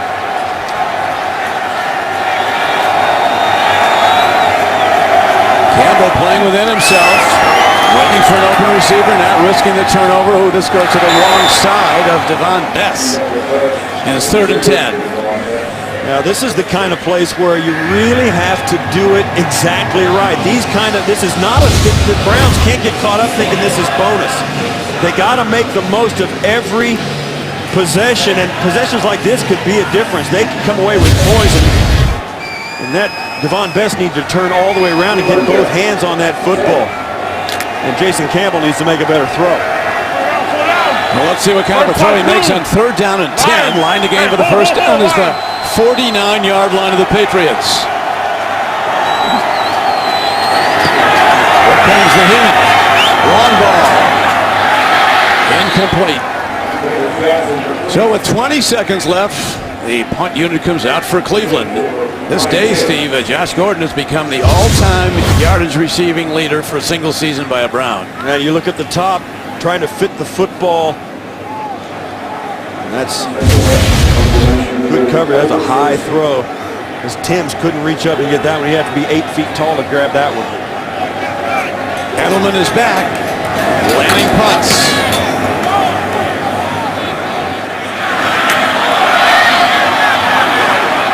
Terrific special teams play. Coming down was Batamosi to make the stop. Thursday on CBS, Academy Award winner Robin Williams and Sarah Michelle Gellar star in a new episode of The Crazy Ones. Thursday at 9, 8 Central, only CBS. Robin Williams, a drive-by fruiting from his Doubtfire. And the Patriots are going to call it quits on this half. And that was it. So the Patriot fans aren't happy, and the Patriots are less happy as the Cleveland Browns go to the locker room with a 6-0 lead. Well, as poorly as Tom Brady and the offense played, they're only down 6 points. They've been down 24 points in the last few weeks and came back and won. We'll be back with the Verizon Halftime Report. After this message and word from your local station, you're watching the NFL on CBS. 6-0 at the half. And it's the Cleveland Browns on top of the New England Patriots. The Pats with another slow start. Football like you've never seen it before.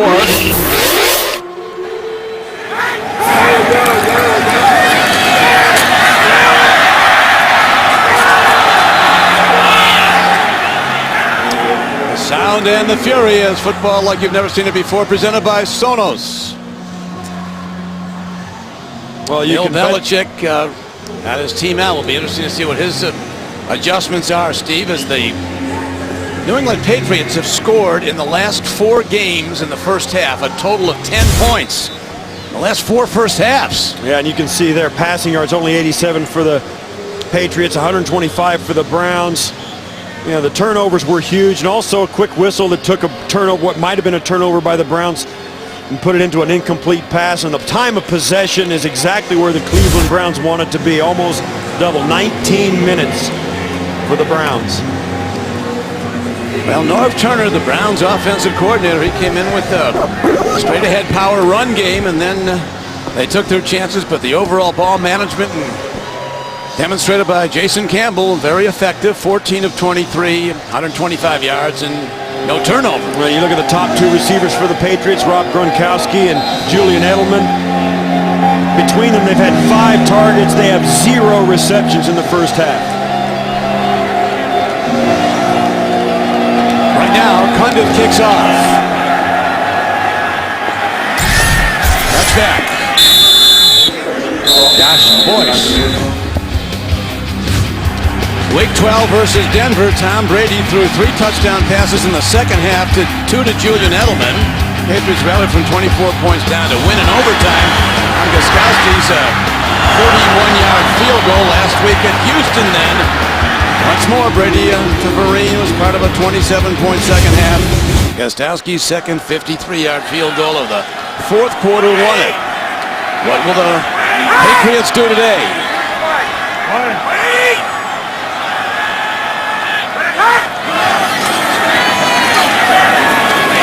good all of a sudden, Steve. Gronkowski right in business. And already the Browns blew their first coverage of the second half as they left Rob Gronkowski running. You watch as McFadden comes out. They switch and they don't switch. McFadden's way off. The two defenders underneath doubled the underneath receiver, let Gronkowski go.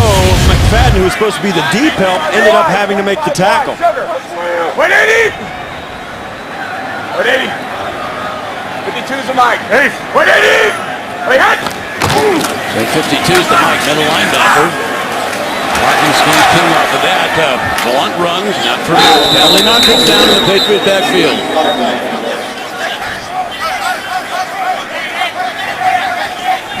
Now some pushing and shoving going on as well. Holding. Offense. Number 62. 10-yard Ryan Wendell, the center. Repeat. First down. So that can be a drive killer, as you know, Steve, getting set back on a major penalty on a hold. You see at the top is really a nice job by Blunt getting to the outside and bouncing to the outside. And then, of course, Blunt gets up and flips the football. Taylor right arrives at one of a the big little late. guys. Yeah, he doesn't like that. That's a big guy, too. It's like 380. So now it's first down and 20 for the New England Patriots, down 6-0 as this is the opening drive of the second half. Brady. Again, the pressure gets to him. Jamal Sheard. Glenn Cleveland sacks the last 2 seasons, has 3 and now 4.5 this year. Well, Solder just gets beat with a speed rush as Tom Brady takes a 7-step drop. Solder thinks Brady's going to stop a little shorter and maybe run Sheard by him, but Sheard runs right into the back of Brady. That was a fast sack off the left side, and Solder just got beat. Browns came in with only 32 sacks, a medium number, but 13 different guys have had sacks.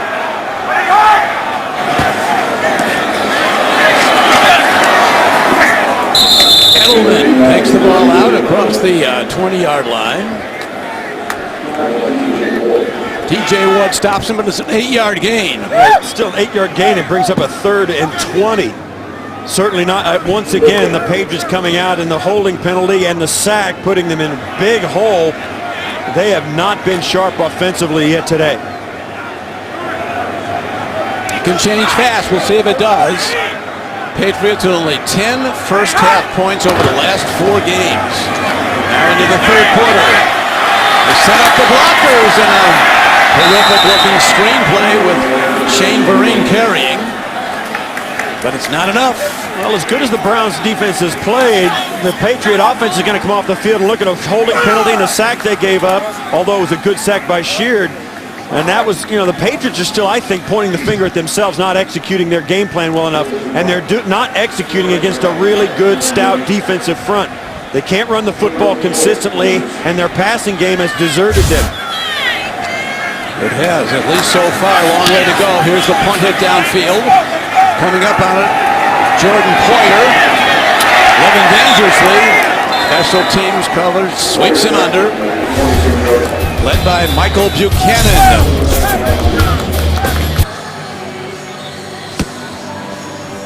Back to Gillette Stadium. Browns with their another good stand by their defense. Their defense has not given up 100 yards to a rusher. As we look at the most receiving yards, they're Gordon today, number 12, becoming the Browns' all-time single-season receiving leader from a yardage standpoint. Campbell, big arm, looking for a place to unload it. I think Norv Turner's really worked with him about if it's not there, throw it away. Yeah, in a tight game, you can't afford to turn the football over and make something out of nothing. Then Campbell, with his athleticism, we saw him take off on a 21-yard run in the first half. And that's a Patriot defensive front meeting right where he's standing. He gets rid of it. You see, there's Norv Turner on the left with his hand to his forehead, kind of trying to rub the pain away, I guess, from having to go for that incompletion. Well, it's a temporary pain. They got 2nd and 10 coming up, but they're probably going to run. We'll see. They do. That's what the Patriots were looking for, as Willis McGahee is stopped for a short gain. Tom Brady's word, Steve, coming back. He love to have a game where they didn't have to come from behind. Well, it's not going to happen today. In the second half, down 6 points, haven't been able to generate any offensive punch. Their defense, though, and their offense as well, it's been their story. Even in these slow starts, when they've struggled, they have been able to make adjustments and find something that worked. Not in their first series where they had a penalty and a sack and came up 3rd and 20. And we'll see what happens with their defense here. This is situational football we hear so much about from the Patriots. 3rd and 8. Right now, the Patriots will be hunting the football, looking for a turnover. And the Browns use a timeout.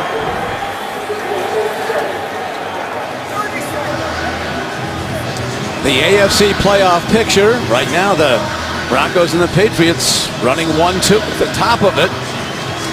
Patriots can lock up a spot today. If they win this game, if they come from behind again to win, and if Miami or Baltimore loses. Both those teams, Miami and Baltimore, are leading in their respective games. And, of course, New England, as we see here and been talking about, they're down in this one. So it could not be going worse for the Patriots to clinch a playoff spot today. And next 2 games for the Patriots at Miami and at Baltimore. On 3rd down, Campbell and the Browns need 8. Beautifully executed, and the spot's going to give them the first down. Terrific 12-yard play. Boy, that's big league stuff. Well, Best is going to come in, fake the crossing route, and then break to the sideline, being guarded by Arrington. Best, he couldn't keep his feet, but he did get the first down. Great in and out move, and once again you see the receivers offensively crossing and then recrossing with motion in the stem of their routes.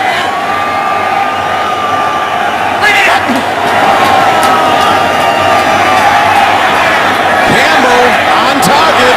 Jordan Cameron with a wide open look at the ball, and he takes it in. Big gainer in the first down. He gained 21. Well, we spoke to the Patriots. Bill Belichick acknowledged that Norv Turner, who has been a head coach in a championship game in this building when he was the head coach of the San Diego Chargers, they are very familiar with him and have great respect for his ability to adjust as the game goes on. Browns mounting a lot of challenges. No touchdowns yet. 2 field goals. There's a penalty marker down as heading towards the end zone is Gary Harnett. There was an obvious collision in the secondary. It's going to be really interesting to see what the call is, because there's no question something happened well down the field in the secondary. Illegal use of hands to the face. Defense, number 31. That penalty is declined. Result of the play. Touchdown. Aqib Talib, somewhere in the secondary, put his hands to the face. Josh Gordon stood up and was calling for the penalty. This is Barnidge right here. Watches this happen right at the top there. If you just screen, you see, yeah, Talib just pulls Gordon to the ground, and Barnidge on the short pass catches it, and that leaves McCourty in chase, not able to get there. And a long, unexpected out-of-the-blue touchdown for the Cleveland Browns on a play that looked like it came apart. Barnes, just 6th-year tight end with his big moment, a 40-yard touchdown play. And now the Browns, looking at the scoreboard, trying to go up by 14, 2 full touchdowns instead of 13. Going for 2.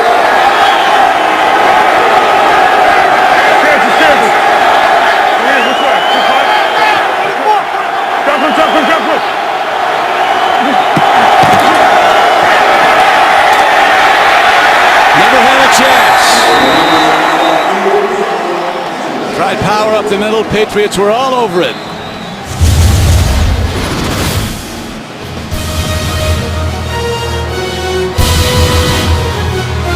A lot of hitters.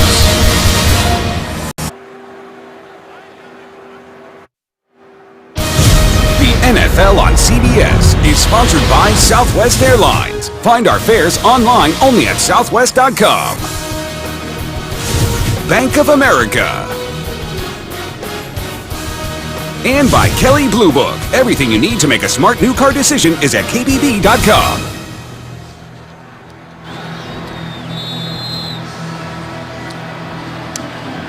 Rob Chudzinski, first-year head coach, and the book says go for 2 when you have a 12-0 lead. Yeah, and it also says you need to get it. Another touchback. So there is in the middle Bob Kraft, the chairman and owner of the Patriots. To his left, our right, is the president of the Patriots, Jonathan Kraft. We had the pleasure of Robert Kraft coming out and spending a few minutes with us on Friday talking about some of the amazing things that have happened to this franchise since he took ownership. And if you look at what's happened, man, it's unbelievable what this organization was like before he owned it and what has happened to it since.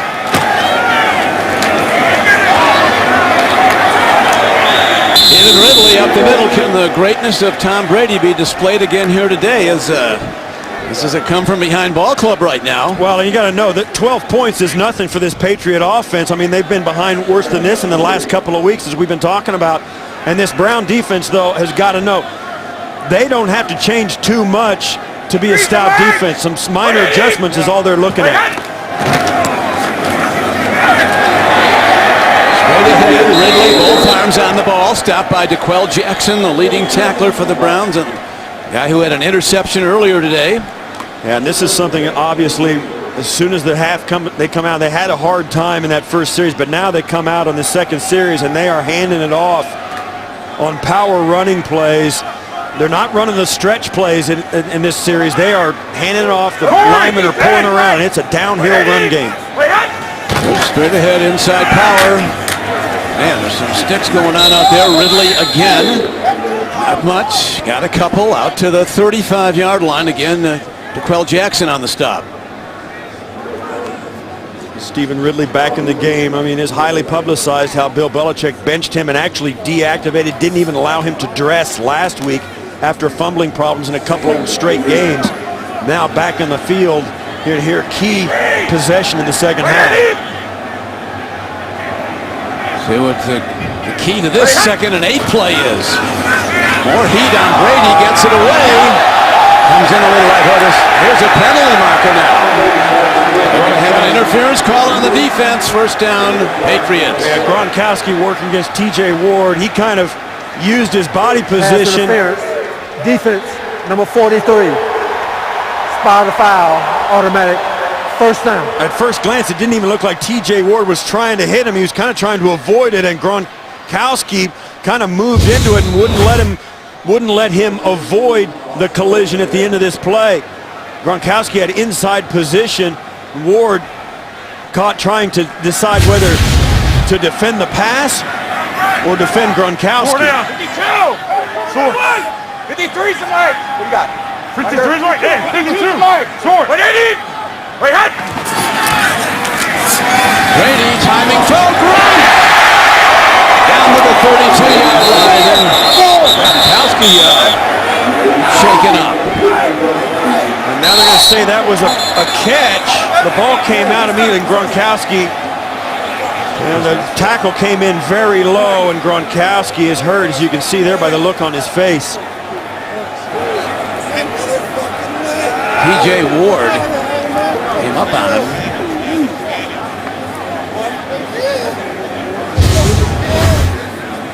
Gronkowski runs right by Jackson, who had the interception in the first half. Man, right there, that's the hit. Look at the fucking replay. And his knee is right there. Looks like his right knee got hit first. The ball. Now they gave him the reception, although nobody really cares at this point. He gets hit, and then that's the NFL. When you got these safeties who would come in normally high and try and knock the pass away, have been coached and told not to come in high because they'll get a penalty, and now you have stuff like this happen. It's tragic. So while Gronkowski's attended to, and it doesn't look good right now, we'll take this break. As you see Gronkowski back here in New England being helped onto the cart that's coming to take him off the field, was hit kind of a high-low by the Cleveland secondary after making a reception, and it was a pretty gruesome hit. And I got to tell you, it's as tragic as it is. T.J. Ward comes in, and it's a clean hit. I mean, and that's the new NFL, it's the atmosphere these defensive backs are living in. They can't go in high and lead with the crown of their head like they were in the old days and try and knock the guy apart from the football. And as a response to that, they've started to have to go in low and knock them off their feet immediately. And in this case, Ward does that, and it costs a good player what looks to be a pretty serious injury. One of the great players in the game going off for a standing ovation, but now we'll have to wait. And we're going to watch the hit again. There's no penalty on it.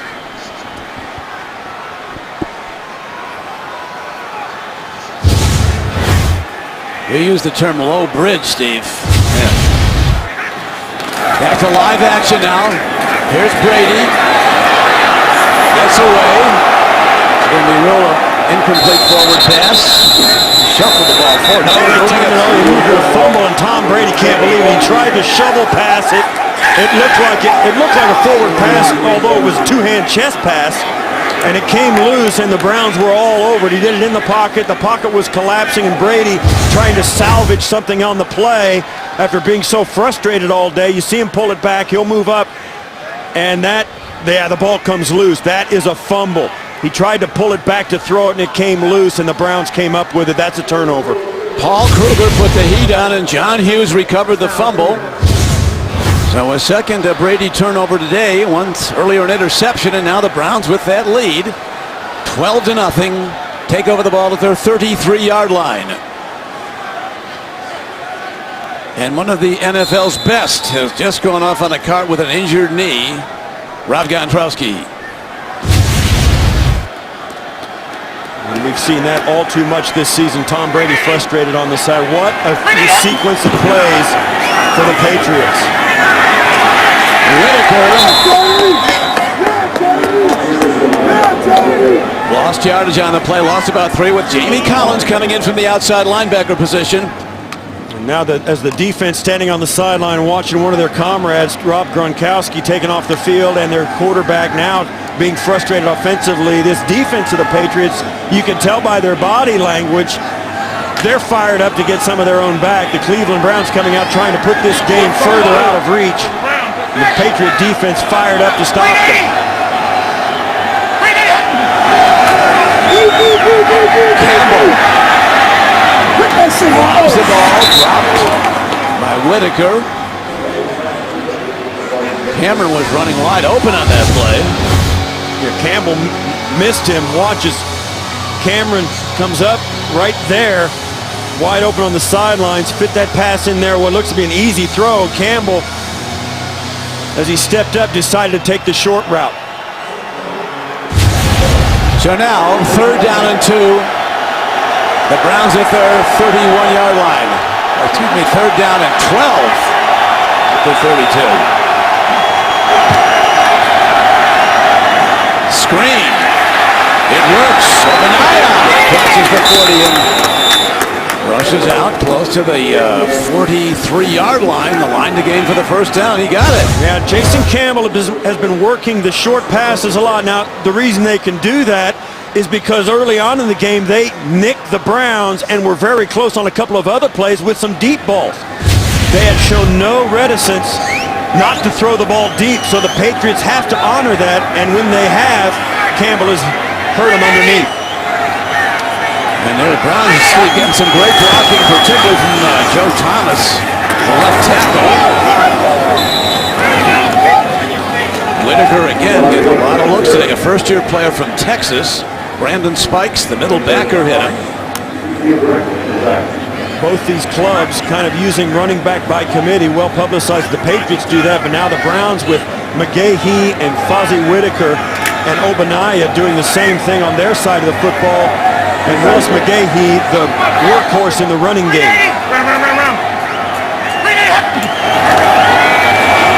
Long ball could be coming. He checks down. Nothing open. Safety's way back for the Patriots. Josh Gordon, who's been a little bit forgotten. You see at the top of your screen working against Talib, gets him running. The deep route comes across, and yeah, he's clapping for the football. He knows he got Talib on that one, but the ball wasn't there. That's why so many great receivers get frustrated when they want to help and contribute, sometimes the quarterback just can't see them. Big down now, 3rd down and 5. The money down comes out for the Browns.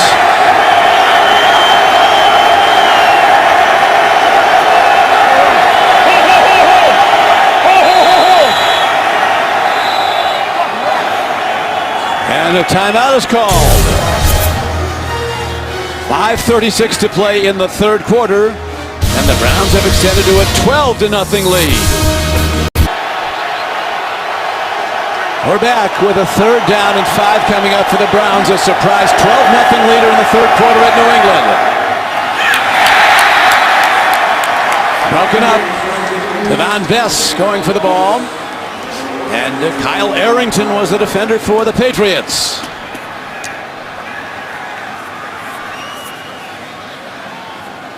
And that drive, although it didn't result in points, was still pretty effective for the Browns. They got the ball on the fumble by Brady, moved the ball, got a couple of first downs. Now with this ball right at midfield, they'll be able to flip the field and give Brady another very long field. Field position huge always in close games, and the Browns with a 12-point lead. End over and punt. Julian Edelman back, waiting for it. And Edelman sprints out of bounds with a plus return. Here you go.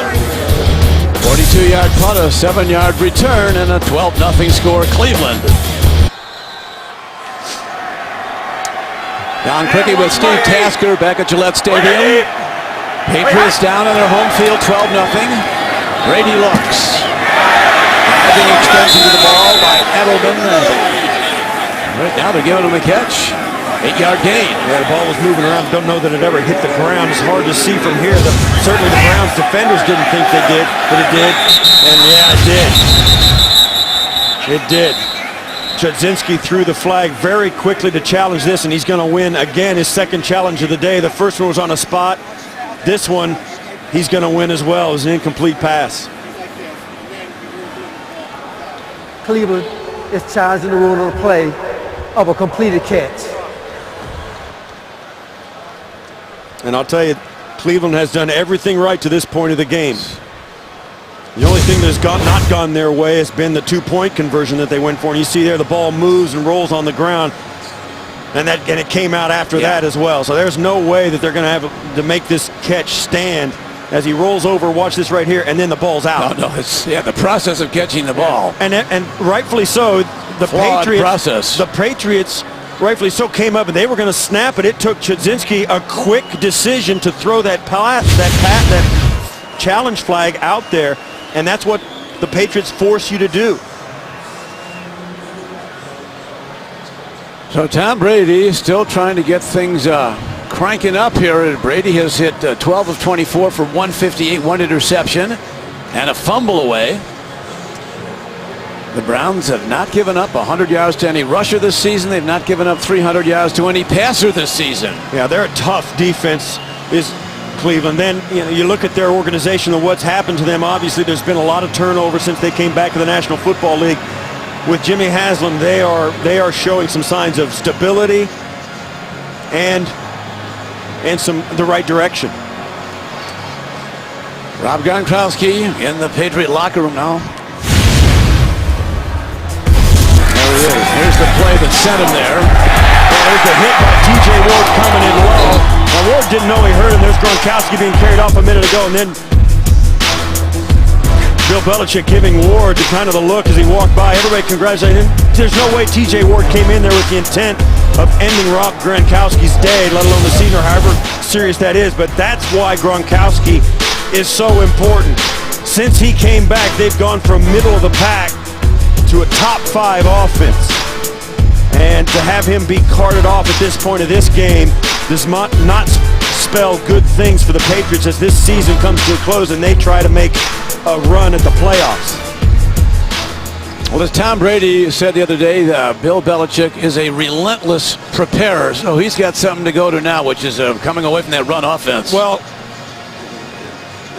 we don't expect Gronkowski to come miraculously out of the tunnel and return to this game, but Bill Belichick, more so than any head coach in the league, is totally analytical, and he will come up with the best option for the New England Patriots to win whatever game they need to. And he told us in regards to the Ridley benching and all the other decisions he's had to make, he's just trying to win this game this week.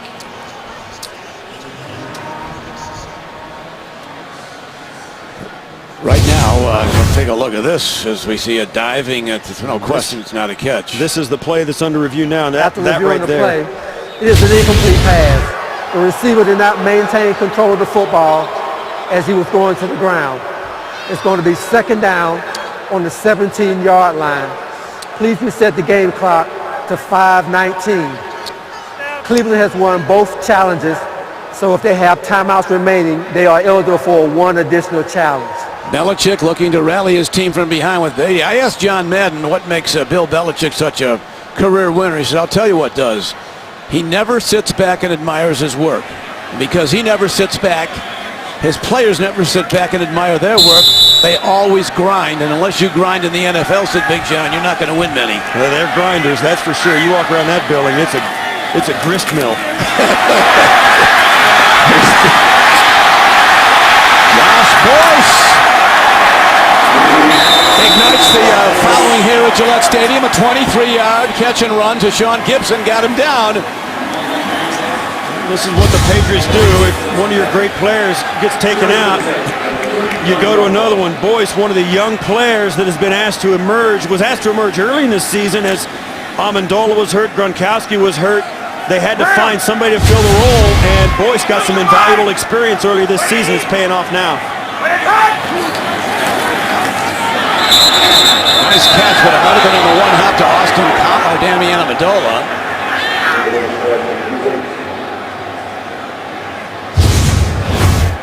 Brady throwing this one out, turns and releases it so quickly, really probably to try and avoid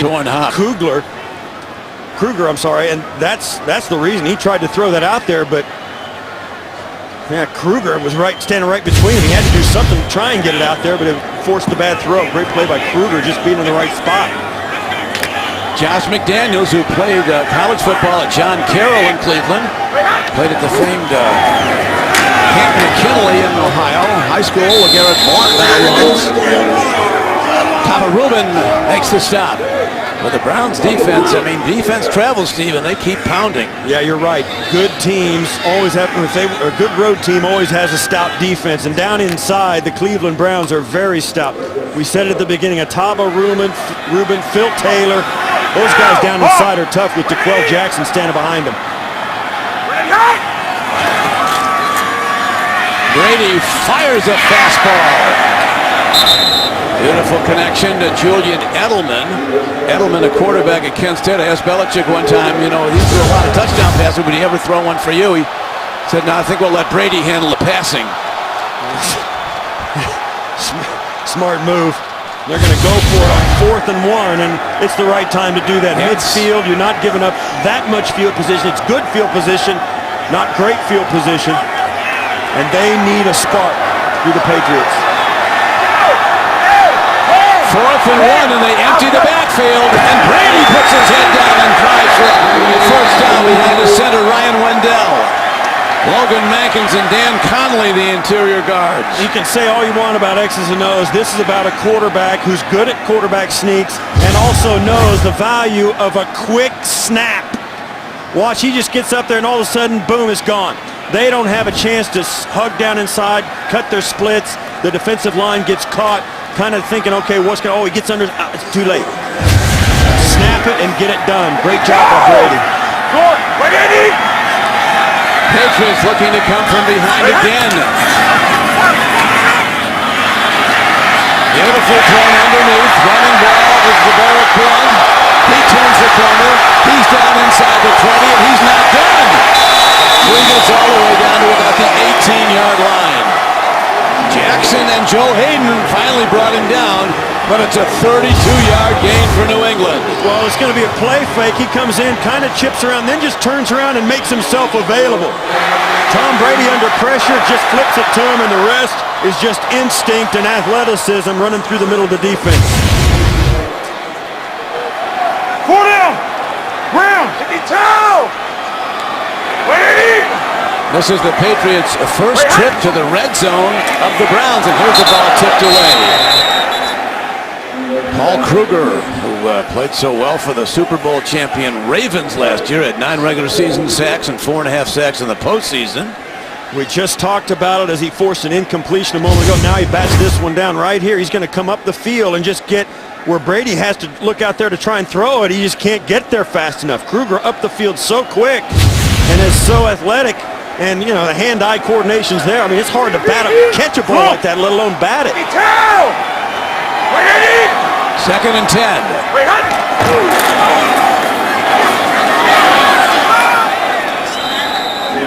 Blunt runs, great tackling. Jackson hits and Mingo's with him. So now another big 3rd down. And the Patriots bring into the game Vereen, who's better in the passing game. I think lately we've seen a lot of Julian Edelman, particularly with Gronkowski out of the lineup at the top of the screen. Patriots need 7. Look at the heat come.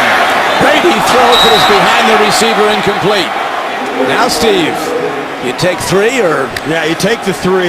It gives you a 9-point disadvantage on that play. Barkevious Mingo came in and bothered Brady before he could release the pass, and I think that's what forced the incompletion. It was just inaccurate because Brady got hit in the back right as he let it go. Mingo right there, you see as he grabs him, and Brady can't follow through on the throw.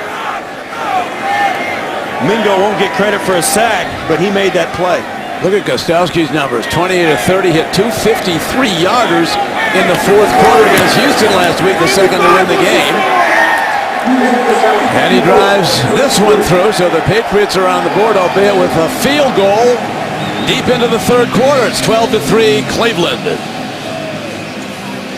Bill Belichick's seen this movie before, though, Steve. Yeah. There's not, I mean, there's no question, and it becomes trite when you hear coaches and teams say we're not taking a team lightly, and you see the Browns come in here with a losing record and the Patriots head of the playoffs again. They really did know that they were in for a battle today with this Cleveland defense. Down inside, we've talked about their size. Their linebackers are rangy and they get good depth, and their cornerbacks are top flight. Both of them, Screen and Hayden, and of course Ward, as we saw, is a big hitter in the secondary. I mean, they knew they were in for it, and nobody wanted to hear it. So Bob Kraft may be feeling a little better, but there's a lot more to dig out from. Well, he said they were absolutely embarrassed being down 24-0 to the Denver Broncos, although we all know how that turned out with the huge come from behind, the largest in the history of the franchise. But it's never fun to go through that, and because you never know when it's not going to happen. You're going to end up losing that game. That's what they say, Steve, when you dig yourself into a hole, stop digging, and the Patriots finally got some points.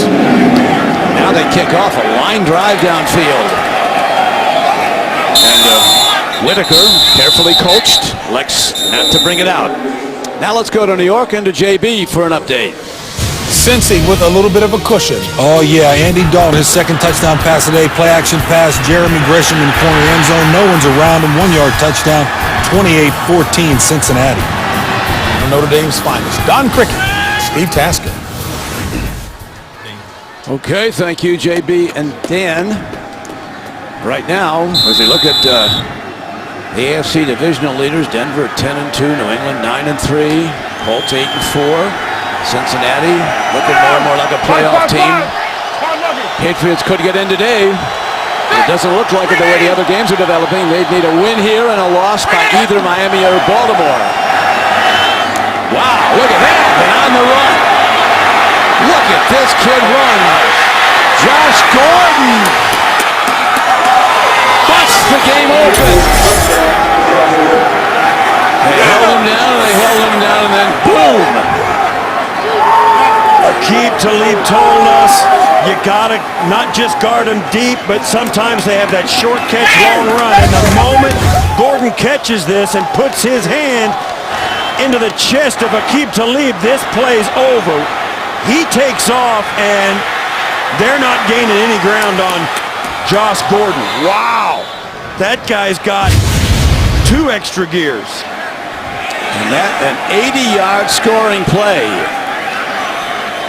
So the Browns, with their finest moment of this season, are building team, looking to go up 19-3, and they do. Simple pass play, a quick slant to the outside. He had one-on-one coverage with your best cornerback on the best receiver, and there you go. First player in franchise history with 100 yards in 4 consecutive games. You want to talk about having a good month. This guy had not only 4 consecutive 100-yard games, 2 of them were 200-yard games. You see on this last play, I mean, look at all the space up here. Aqib Talib, that's a tough draw for a defensive back. But it's one these guys relish. I mean, they want the challenge. You see how he kind of bails out because he's got no safety help over the top. And Jason Campbell saw it. And when your quarterback sees it, that's what he's looking for. You can see behind him the Browns bench going crazy. Once he caught it and turned up the field, the Browns bench started raising 2 hands in the air. That was a touchdown. And Jason Campbell, and once he saw that coverage, I think he knew well before that play began where he was going with the football. Jason Campbell, coming off a concussion that kept him out of last week's game, is at 20 of 32 for 289 and 2 touchdowns.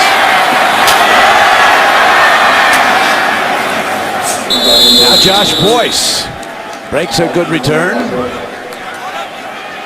Tonight on 60 Minutes, a Navy SEAL story of bravery and survival, plus the people who knew Nelson Mandela best on 60 Minutes tonight, only CBS. Yeah, that last touchdown, Norv Turner had to know that the Patriots were going to come out and try and stop the run, thinking they were going to go conservative, try and nurse a lead, and Norv Turner came out and hit him with the big one right in the mouth. Wow. Now the Brady and they've got to open up. There's a long ball. Caught! Shane Vereen. So when they had to have it, the Patriots get it. The long ball, 51 yards. Well, there's nothing spectacular about this except the run and catch as he gets single safety and Vereen just launches it. Just runs right by Robertson, and that's just a linebacker who's outmatched. Now Brady looks again, checks underneath, goes to Vereen again, and he's all the way down to the 7 or 6 yard line. Well, Jackson gets him down, but it looks to be a 16-yard gain. And just like Jason Campbell seeing the coverage he wanted, Brady in the last couple of plays has gone right at Craig Robertson, 53.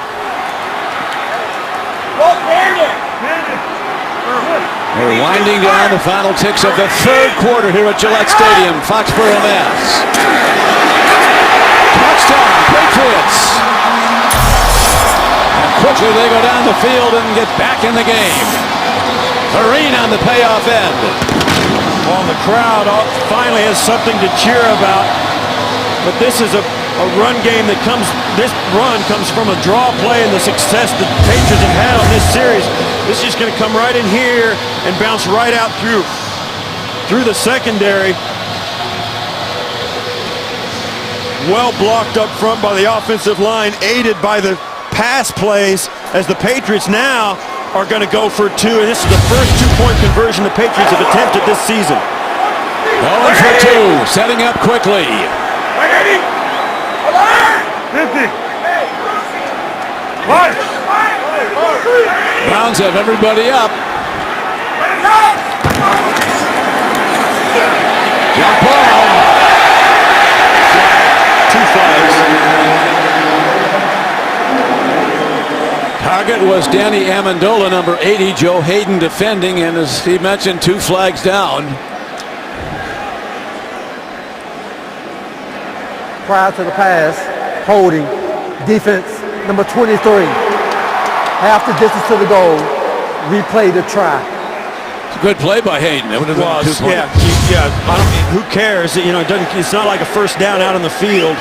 You see there Hayden, who had Amendola in the slot. Amendola gave him the hard inside move, tried to get back to the corner route, and Hayden just grabbed him.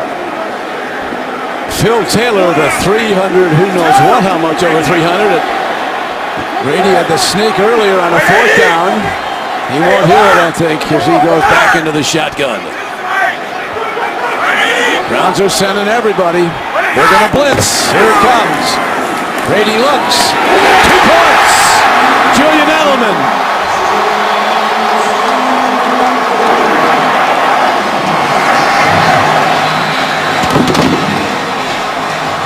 When it comes down to moments in the game that are really important for a team who's trailing, you don't think what kind of play, whether it's run or whether it's pass, whether it's a quarterback sneak, you think players.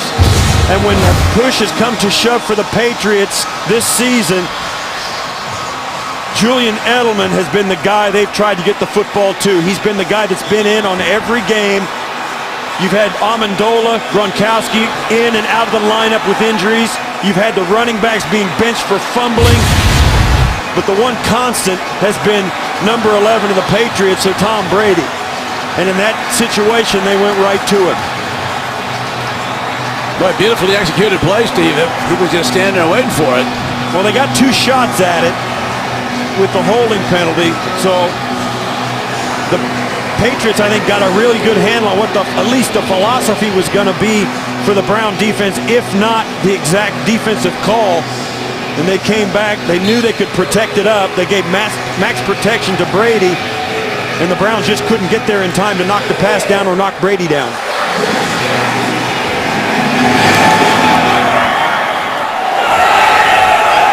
Whitaker brings it out from the goal line.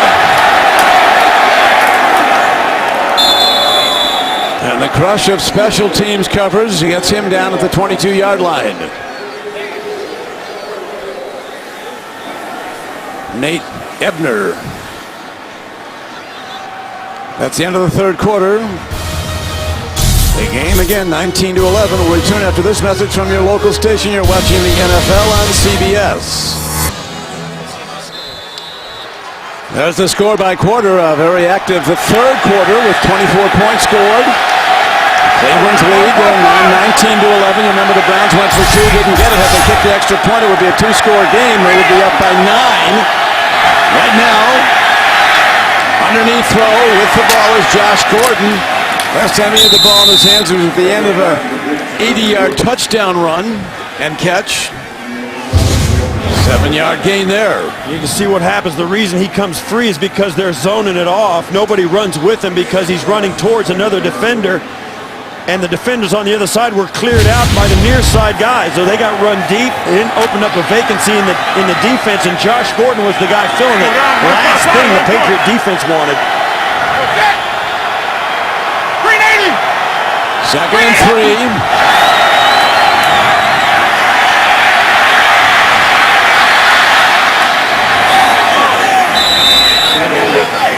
Hightower comes up on the stop on Campbell, but he gets a 1st down run. You look at the last 4 games that Josh Gordon has been a part of, and you wonder why the Patriots weren't sitting on top of him. Right there.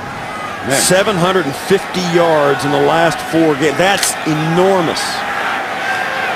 And look at the guy, Calvin Johnson and Charlie Henry for the Oilers. And he's not done, Josh Gordon. We've got 13:41 to play here in New England. Penalty marker is thrown. Might be a call. And Aqib Talib on Josh Gordon. That's the only way you can stop and tackle him before he gets there. Josh Gordon in the 2nd year from Baylor. Prior to the pass, holding, defense number 31, 5-yard penalty, automatic 1st down. Gordon was picked in the supplemental draft. Yeah, they got him for a 2nd-round pick, which will come out of their pool of picks this year. With the Cleveland Browns sitting pretty in the draft coming up. As you see right up here, and you see Talib's got him and won't let him go, and then kicks the back of his feet so he goes down. Good call by the official. 1st down. McGahee. Browns, I think, Steve, are going to want to shorten this game if they can. Yeah, they're gonna pound it out, but there's no question they can't pull the reins in, not after that last drive the Patriots put together. The Browns have still got to keep their foot on the gas and try and score more points in this football game here in the fourth quarter. They know the story with the Patriots and what they've been through the last couple of weeks, and they know that once the Patriots get going, they've got a big engine.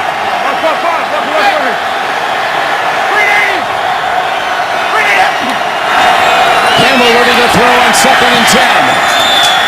Crossing pattern. Josh Gordon, he is cut hard and upended, but Logan Ryan got him. This is the same play we saw just a few moments ago. He's going to come across this direction, real shallow, and the defense are all guarding areas of the field, and then as he picks up, you see they converge as they follow the quarterback's eyes toward the receiver.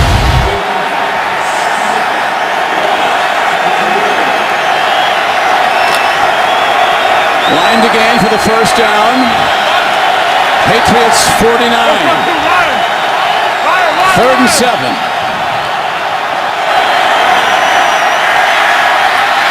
Campbell, man. Huge hit. Ninkovich was there first. And now the Browns have to punt. And the Patriots have rallied back to within 8 will get the ball.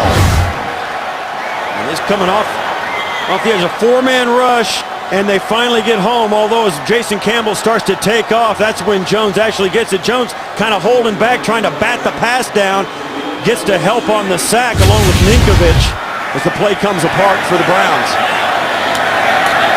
Julian Edelman coming up on the ball. Fair catching at the 19-yard line. So the Patriots get the ball. They are trailing 19-11. We're back, and the Patriots are back in it. Down 19-11 as they come out, starting 1st and 10 at their 19-yard line. They were down 19-3 at one point. Then got a touchdown in 2. Brady.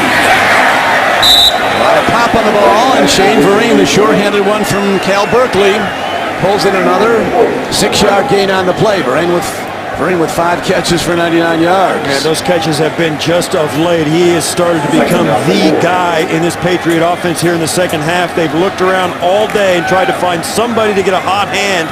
And on that last drive and at the beginning of this one, Vereen has been the guy that has stepped forward, and Brady's looking for him every play. Read it. Brady locked and loaded on 2nd and 4. Comes in low, incomplete. Once again going at Vereen, and he looked back to where it started in this last drive. It started with the big play down the side, getting man covered by Robertson. He's also again covered by Robertson. He gets loose inside the 10, and then the run up inside, well blocked up front by the Patriots. Vereen squeezes it into the end zone, sets them up for the 2-point conversion, which they got for the 11 points. 3rd down now. Patriots need 4 to keep it going.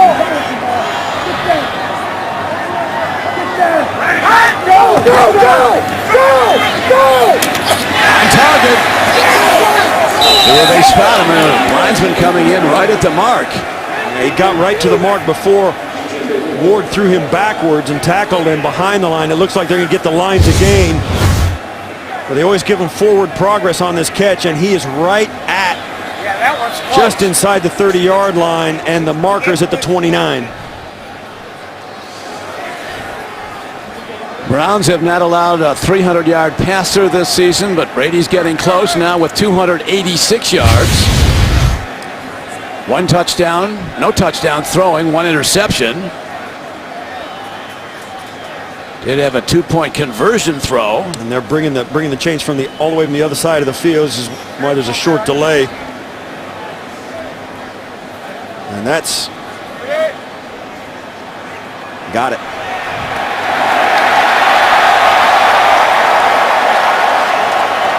So the Patriots move on with 4 new downs. Rob, Coach Rob, as they call him, Coach Chud, first-year coach of the Cleveland Browns, a very optimistic, upbeat guy. Loves the look of his team and the way they practice, the way they're together. They playing really a fine game today against New England, and then with a big lead. Now it's been cut, and the Patriots are driving again, down by 8.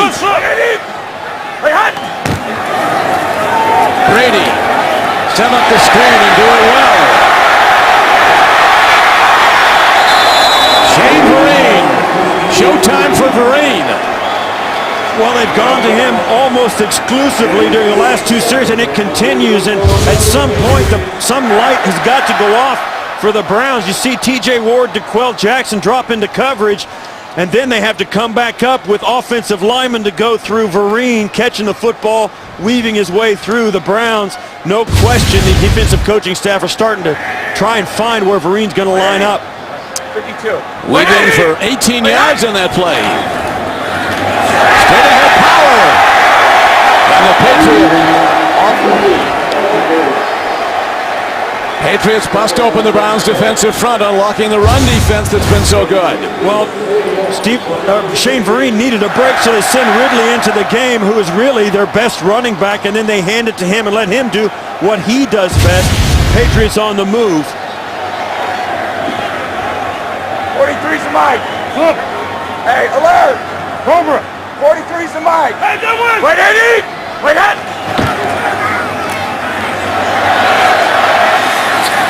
Ridley, a guy who's had fumble problems, getting some carries today. Liam McFadden gets him down. But the Patriots driving on, a lot of time left to go. 8:58 to play. Patriots down at the half, 12-0. Yeah, there's no question the Patriots now are starting to rethink their attack. Now sticking with Stephen Ridley and the run game.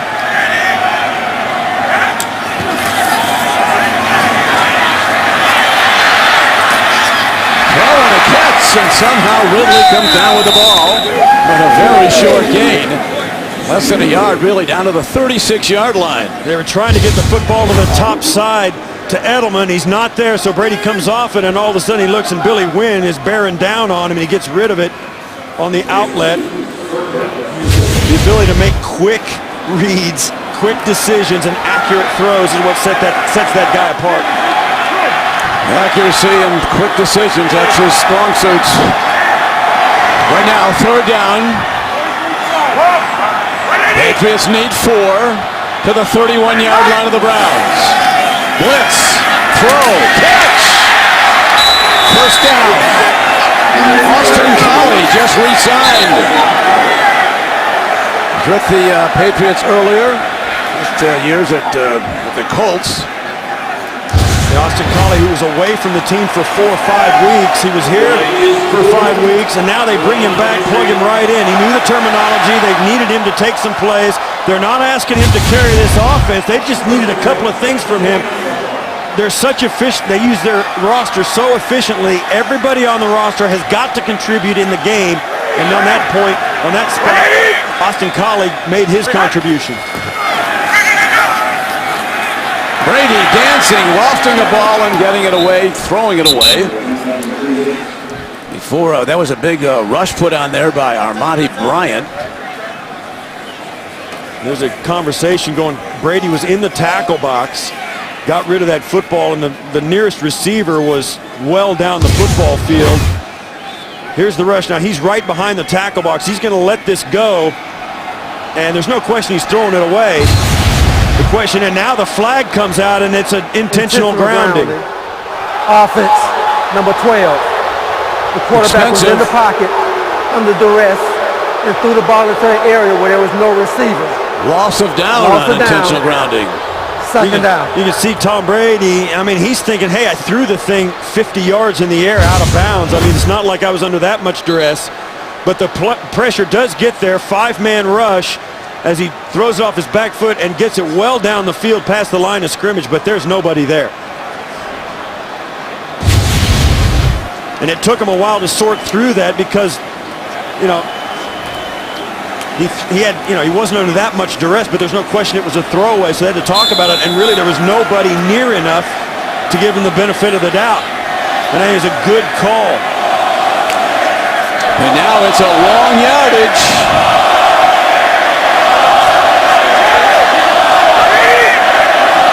Second and 21. Here's Brady. The rush is on. He swings it out to an open tight end. Matthew Mulligan, and he leaps over the top. It's down close to the 30-yard line of the Browns. Joe Hayden cutting him and upending him. Well, there's no question the Browns didn't expect Mulligan to be the guy catching this critical pass, and yet, as we just mentioned a moment ago, everybody has to contribute, and Tom Brady found Mulligan to set him up for at least an opportunity on a 3rd and 7 instead of a 3rd and 20. 6:26 to play. Patriots down by 8. 3rd down and they need 6. Brady swept under. Browns bring the heat and they get there. Paul Kruger breaks through, 99. We've been talking about how many guys contribute. That's why they're so difficult to defend. And here the Browns finally get home with just a 4-man rush. Great job by Kruger on the up and under, working against Svitek. Goes up and under. Brady tries to turn away from it. It's just too late. 4-man rush by the Browns. What an enormous play by that defense. And here is the phenomenal Patriot kicker, Gostowski, to try a 50-yarder. Money behind it. On target. It is a 5-point game. Cleveland. So the Patriots kick off when we come back.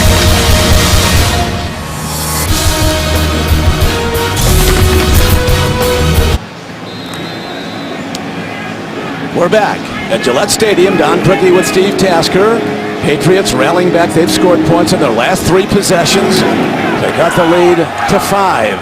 It was a 19-3 Browns advantage. A ball on the field, and then it's picked up. And weaving ahead as Fuzzy Whitaker grabbed it off the tip and gets ahead. So now the Browns will look to run clock with that lead when we come back. We're back to Gillette Stadium. 5:38 to play in the game.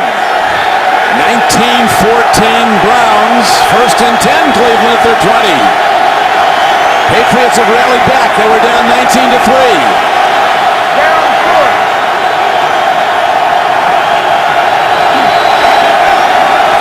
Campbell on target. Jordan Cameron, tight end on a drag underneath.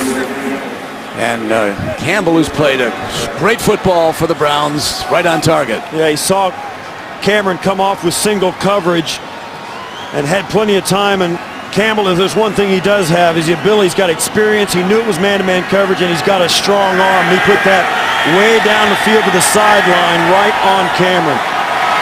13-yard gain on that play. Campbell, 23 of 35 for 312 and 2 touchdowns. Browns have not turned it over. Patriots have turned it over twice. Reverse. Here comes the speed merchant, Josh Gordon. Look at him go, Josh Gordon. And Josh Gordon. Well, as the guy told you, Steve, he's not a regular guy. They go heavy on the right side to make the Patriots think they're going to run a hard power sweep, and then they bring Josh Gordon, as you see here. Once again, we get the idea that this guy's got 1 or 2 extra gears that the rest of us don't have.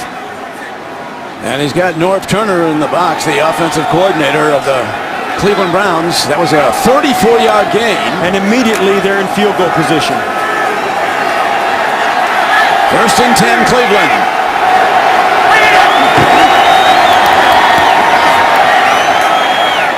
Willis McGahee. We welcome those of you who have been watching the Jets game.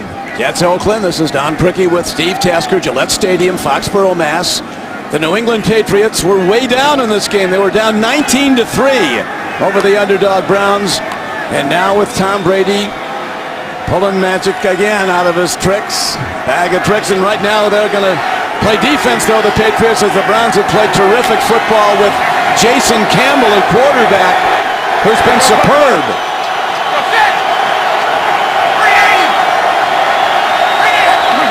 Second down and 7. Campbell, very mobile. Here comes the heat. 3rd and 7. Ninkovich again. In a wild game, so many things have happened. This touchdown to begin the second half from Barnidge, and then Gronkowski hurt badly on the play, carted off the field, and then the big play from Josh Gordon, who turned the corner and got in for the touchdown. And then Shane Vereen took over for the Patriots offense, and he has been the catalyst that has gotten them back into this game. Rob Gronkowski injured in the 3rd quarter, and New England was shut out in the first half. New England in the last 4 games has scored only 10 points in 4 first halves, the last 4 total. And Jerome Bogert telling us there was 10-yard penalty, lost a down, 3rd down. They called Jason Campbell a moment ago for intentional grounding, which I'm surprised that he's outside the pocket, outside the numbers. Way Tries to get, and then he makes the throw, and Obaniah's hit, or that's Whitaker right there, and they don't give him that throwaway. He was way outside. Look at the guy's Whitaker got absolutely crushed down the field. So I don't know what I don't know if I agree with that call by the officials, but nevertheless, it brings up a 3rd and 17 for the Cleveland Browns and puts them out of field goal range. 4:06 to go, 19-14 Browns.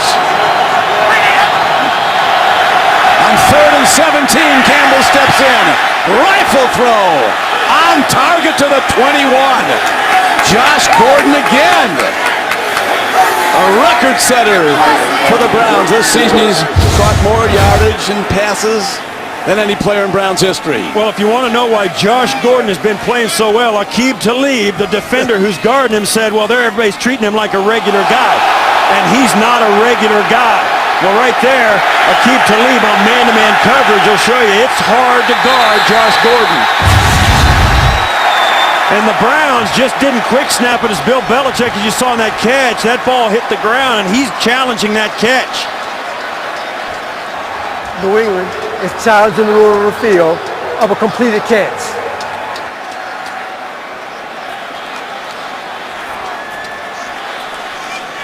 Right now, with 3:32 left to play, and there's a break in the action while they review this play.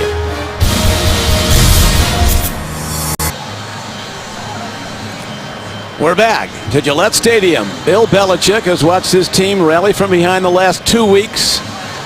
First half production has been really weak, but now in the second half, Brady comes back into his peak form. They're a great December team. They've won 46 of their last 52 games in December. Now the question is, they challenge this catch. Now the ball is allowed to hit the ground if it doesn't move in his possession, but look at his left hand. It comes off the football.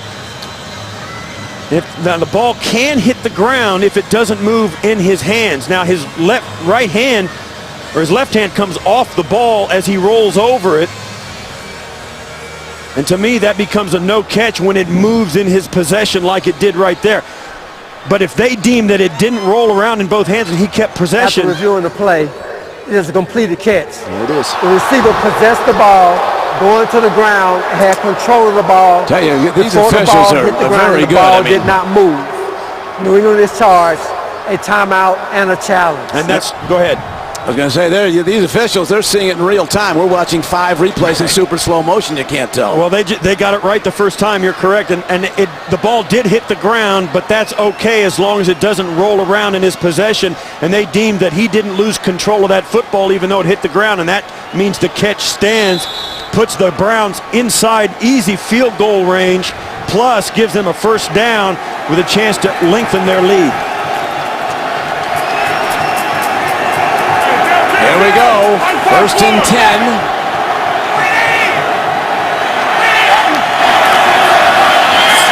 Campbell. Open man. Ball is caught down to the 5-yard line. And again, Jordan Cameron makes a play. Big rangy tight end with his 6th catch of this day for 86 yards, a 16-yard gain. Jordan Campbell gets thrown to twice as much as the other 2 receivers combined. Josh Gordon and Greg Little get thrown to not as much. If you double both their percentages, Jordan Campbell in the red zone is the guy the Browns go to all the time. And in that case, they went right back to him again, although he came up a little shaken up. There it is again. Oh, he's wide open. Jordan Cameron shaken up, and of course one of the superstars of the NFL went out early with a knee injury for the Patriots, Rob Gronkowski. Well, he got up like he was okay, and I think what happens sometimes is the guy will land on the football and get the wind knocked out of it.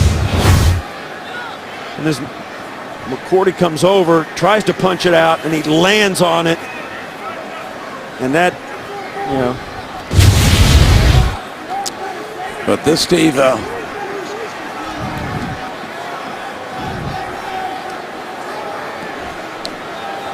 so this could be the knockout punch, though, Steve, if the Browns are able to take it in. The Browns are 4-8 team. They came in here talking about the great week of practice they had.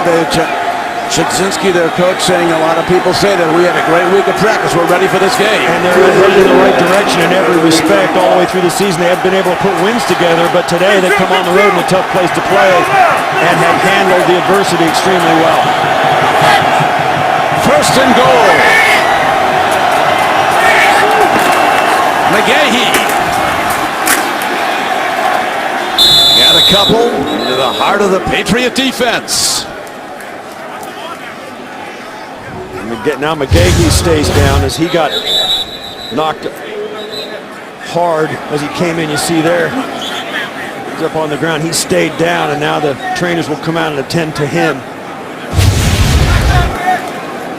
Willis McGahee, a longtime veteran of the NFL, was with Buffalo, was with Baltimore, was with Denver.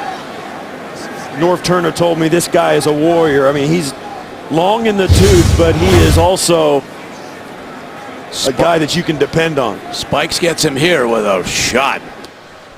Middle backer Brandon Spikes of the Patriots.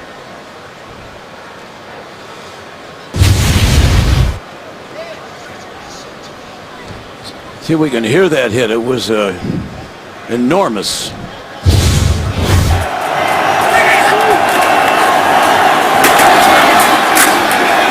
That's 2 of them. Spikes on the first one, and then as the rest of the defense converged to clean up. Game clock showing 2:43 left to play. At the half, the Patriots were down 12-0 in this game, and the Browns subsequently went up 19-3. Playoff picture. Patriots looking to lock a spot again today, but they'd have to win this game and have a loss by either Miami or Baltimore.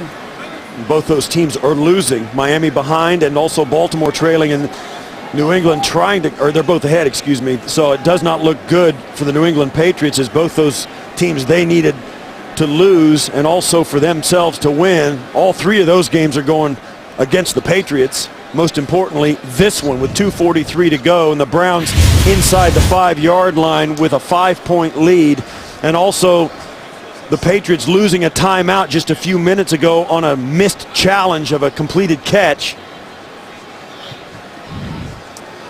This is when it looks very dire inside of 3 minutes to go in the game. Willis McGahee still down, the 11-year veteran from Miami of Florida. Twice a Pro Bowl player. He's had 4 1,000-plus rushing seasons. It's some very important scores. Miami coming back now to take the lead at Pittsburgh, 31-28. And Baltimore leading Minnesota now with just 61 seconds left, 22-19. I need to say it, and we'll say it one more time. New England needs to win today, and one of those teams, Baltimore or Miami, to lose, and New England would clinch a playoff berth. So it's good to see Willis is up, but very, very still stunned by that hit coming off the field. He got a lot of work today. He's unsteady on his feet. Didn't get a lot of yards, but he was the go-to guy in the short yardage. 14 carries, 35 yards. You know, that's a guy that coming into this game had 8,441 yards in his career. He has seen a lot. Bill Belichick's team came in +8 on turnovers this season. They're -2 in this game. Brady was intercepted, and he also lost a fumble. But as Rob Chudzinski said to us, Steve, the Patriots know they're never out of a game when they have Tom Brady in there. Time is now becoming very much a factor. 2:43 to play, and the Browns' offense a bigger factor with the ball inside the Patriot 5-yard line. It sounds simple to say, but one of the crucial elements about these plays for the Browns down here is they cannot turn the football over. Oh, is that the truth? Have not turned it over today. Tremendous crowd noise at Gillette. Throw, open receiver, touchdown Browns, Jordan Cameron. We said it just a few minutes ago that Jordan Cameron by far is the guy the Browns try to get the football to in the red zone, and he is standing all by himself for the touchdown. The play action, play fake was outstanding by Campbell. He fakes the play inside. Ninkovich sees it, but Campbell retreats so fast he can't get there, and Cameron is completely wide open.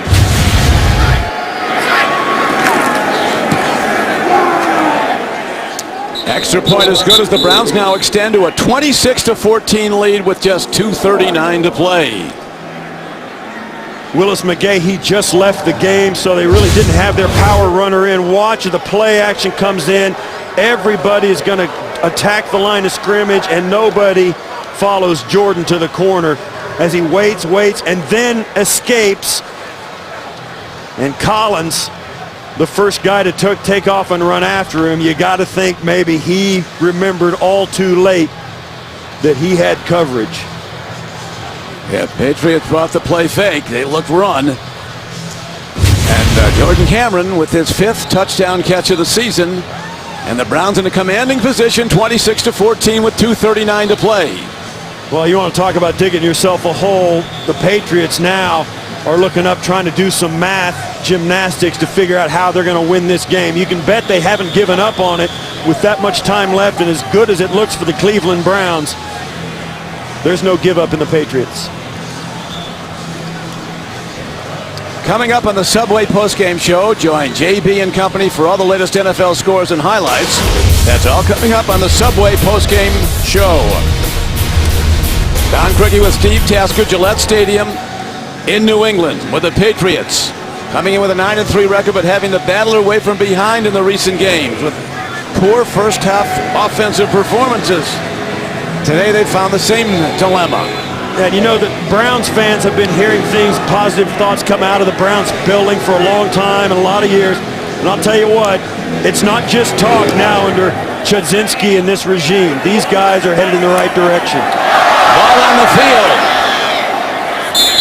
Picked up by Matthew Slater. And now can Tom Brady, Steve, work magic again? Not much time to do it. Well, even if he works magic, he's going to have to do it more than once. Now with trailing by 12. Yeah. They need 2 touchdowns. Yeah, they got to have 2 touchdowns, and field goals are not going to help them. The last time the Cleveland Browns won here at New England was in the 90s. Bill Belichick was coach of the Browns. Checking down to Shane Vereen, but he's quickly knocked back. Latrell Jackson, who is all over the field, the captain of the Browns, tackle after tackle. He also has an interception today.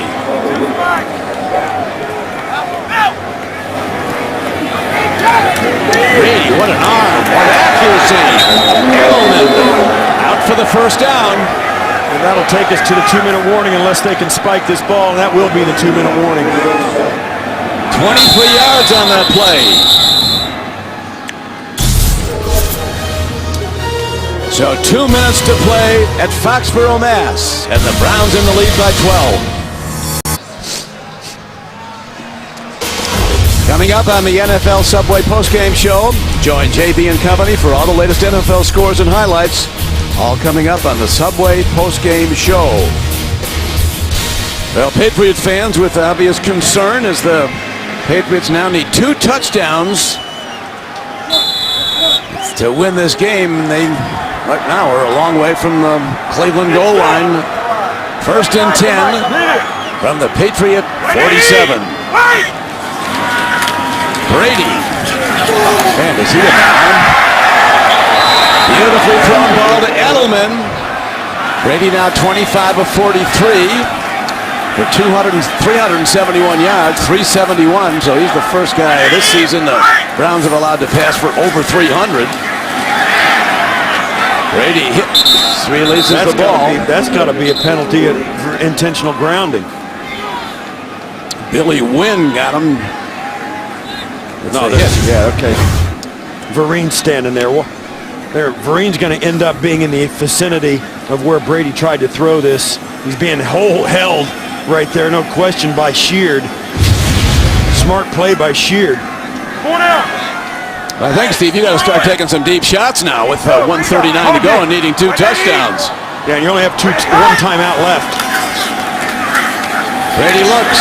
No deep shot. Checks down. Vereen with yet another catch, his 10th of the day for 135 yards.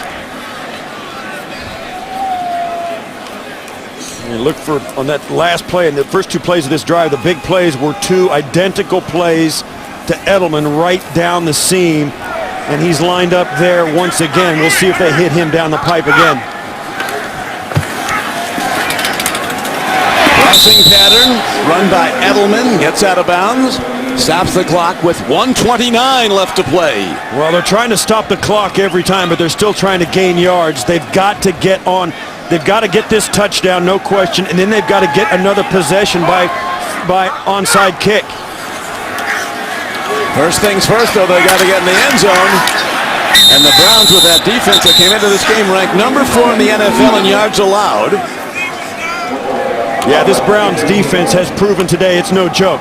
Those guys can really play. The Patriots told us coming in they were worried about their ability to adjust and to be big down inside and their linebackers' ability to run and of course their cornerbacks, and the Browns have proven them to be correct. They are stout defensively.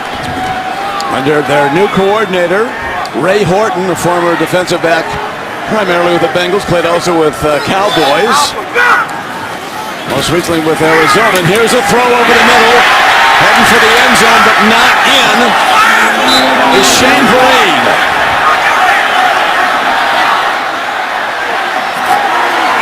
Fast offense, and Brady spikes the ball with 1:09 left to play. And this is the Vereen right up the top, just outside the left tackle as he takes the quick in, and then you think he might get in, but the Browns smartly, DeQuell Jackson right there, and Ward just trying to hem him in, keep him on his feet, not let him get to the end zone. Vereen now, Steve, with 12 catches today, 40 for the season coming out of the backfield. To the run. Browns aren't buying it. They play run stop Vereen. And Bill Belichick takes their final timeout. Jabal Sheard, the lead tackler, number 97. Yeah, to run the football right there is a big risk for the Patriots. They needed to get in, and that cost them their final timeout, and it brings up 3rd down. Now, granted, 3rd down is really like 2nd down in this situation because it's 4-down territory at this point of the game. But there's no question Bill Belichick didn't want to have to use his timeout, and that run play was a roll of the dice that, like a lot of other things today, didn't go their way. Robert Chudzinski coaching in just his 13th NFL game as a head coach. Bill Belichick coaching in his 227th NFL game as a head coach. He spent 5 years at Cleveland from 91 through the 95 season. 180! 180! Good. 3rd and goal. 180! Chess game between Brady and the Browns defense. End zone catch. Great play. Edelman extends to the ball and holds on. And now they got a penalty flag as well, probably for a hit on a defenseless receiver. Looks like it might have been a pick as well.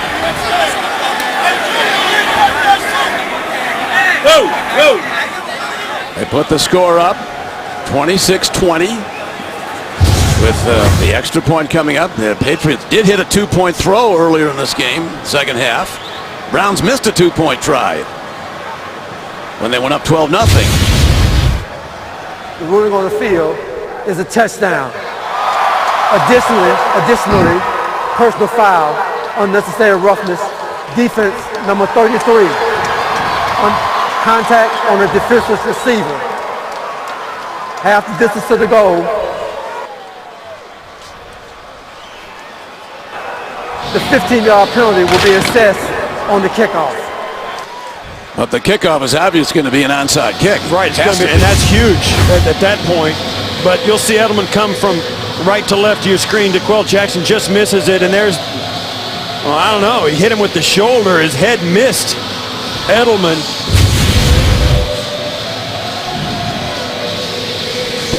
I don't know that, I'll tell you what, they called that on Poyer. I don't think Poyer will get fined for that. Not that anybody cares at this moment. There's a little bit of football left to be played. 1:01 to go, and there's going to be an onside kick after this extra point attempt.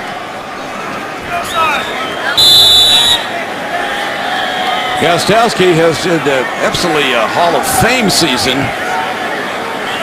Kicked 2 53-yarders in the fourth quarter last week. Second one winning the game against Houston. And now it's 26-21. Browns in the lead. 61 seconds left, and the Patriots will be trying an onside kick. In the 94 wild card game at Cleveland, with his team trailing by 7 with less than 2 minutes remaining, Matt Barr tried an onside kick that was recovered by Orlando Brown of New England. Happening today, it's been 330 games, including postseason, since New England has recovered an onside kick, the longest active streak in the NFL. Will they have to recover one now if they're to somehow pull this game out? And they're working with a personal foul on that touchdown that puts the ball at the 50. Now this, for the Browns to defend this, they've got to attack the football. You got to go get it. If you recover it before it goes 10 yards, you can't be touched, so you know you're going to have a clean shot at it. Try and catch it on a clean bounce. For the Patriots, you can't make contact with any of the Browns players until the ball goes 10 yards. Now the play for the Browns is, if it gets up in the air, bat it out of bounds. Nothing bad can happen if the ball goes out of bounds. For the Patriots, anything goes. Get the ball. They used to be in that business of recovering onside kicks. Fight for the ball. Looks like the Patriots have it. The Patriots have the ball with a minute to play. They're marking it past the 10-yard line where it had to go. Now this is a kick, and it's a change of possession, so it'll be reviewed automatically. But they're spotting the ball short of the 40. Now it's got to go to the 40-yard line, you'll see, and nobody can touch it until it gets there. Now that I think the Patriot looked like, it looked like Gostkowski touched it with his hand as it comes down. But one of the Browns touched it right there, but I think there's a chance that Gostkowski might have touched it with his right hand before it goes 40, right there, but I don't think so. That's recovered by the Patriots. Boy, Kyle Arrington might have got it. The question is, does Gostkowski touch this right here as it bounces off the turf? Right there. And will the words of Chudzinski, Browns coach, be prophetic when he said the Patriots know they're never out of the game? No, he didn't. With Brady at quarterback. That's a clean recovery for the Patriots. It's under review. Arrington right on top of it, catches it off the bad bounce off Whitaker. Well, that's a fine art. Topping the ball, letting it bounce, waiting for it to get 10 yards. Well, the most unbelievable thing about it is the fact that you have to wait. You have to run along this football knowing that everybody in the stadium is trying to get to the same place where you're standing, and violence is on the way. Well, the injury to Gronkowski certainly fanned the fire of emotion in this Patriot team when he made a great catch and run and then was hit, suffered a knee injury on the hit and left the game on the cart. In the locker room now. Yeah, it looked like Fuzzy Whitaker's the guy that the ball bounced up against. And that's why the Patriots, it's legal, even if the ball doesn't go 10 yards. If a Brown touches it before it goes 10 yards, it becomes live. And the Patriots came up with it when Arrington jumped on it.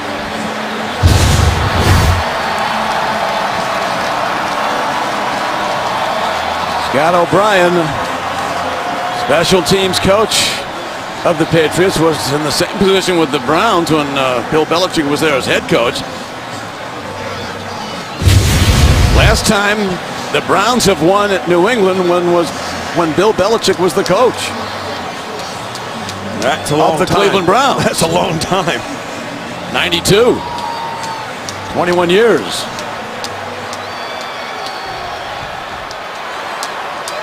They're going to play After football. reviewing the play, the ruling on the field is confirmed. The receiving team player number 35 takes the ball at the 9-yard line.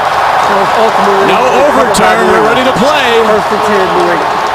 Well, there's no way this is going to go to overtime with the 5-point differential on the scoreboard. 1 minute to play. New England has 0 timeouts.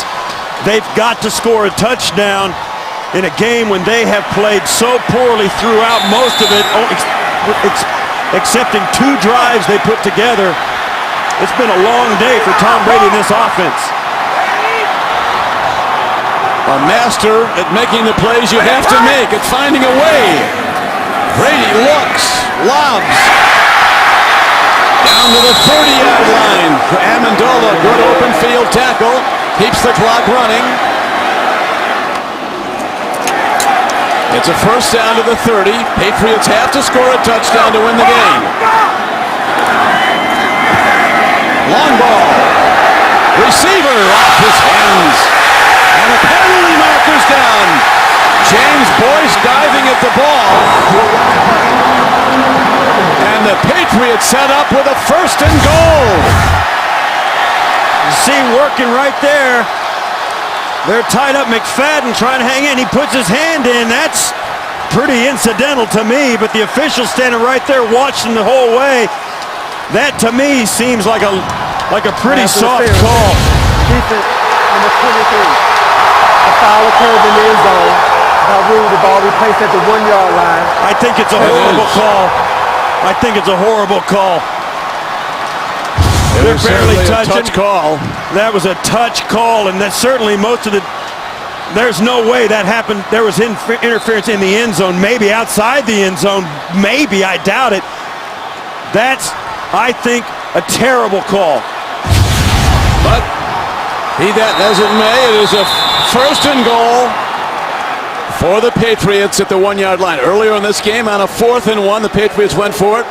They got it on a Brady keep. Just a dive behind his center, Ryan Wendell. 35 seconds to go. The Browns are battling as hard as the Browns team has ever battled, and that's a lot of battle. That's right. And this Patriot team is probably thinking they deserve a good call in the end zone. A couple of weeks ago, they lost a game in Carolina with a linebacker draped all over Rob Gronkowski, and they were up in arms about it. And here, the call goes their way. These Patriot fans have seen some remarkable things here in this great success run.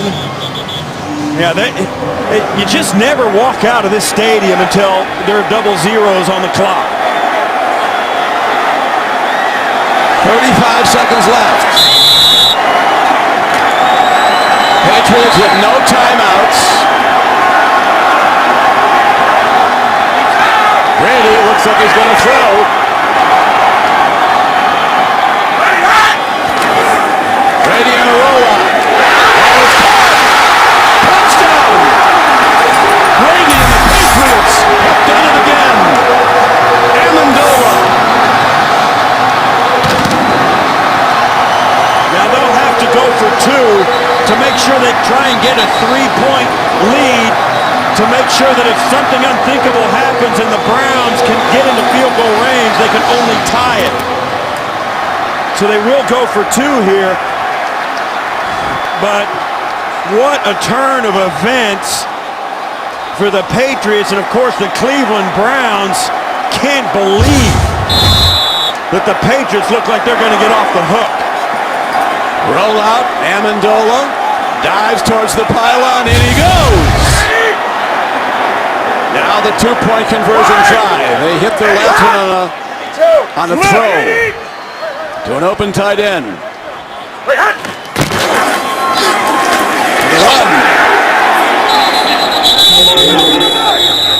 They didn't get in, so the Browns with a 1-point game now, New England.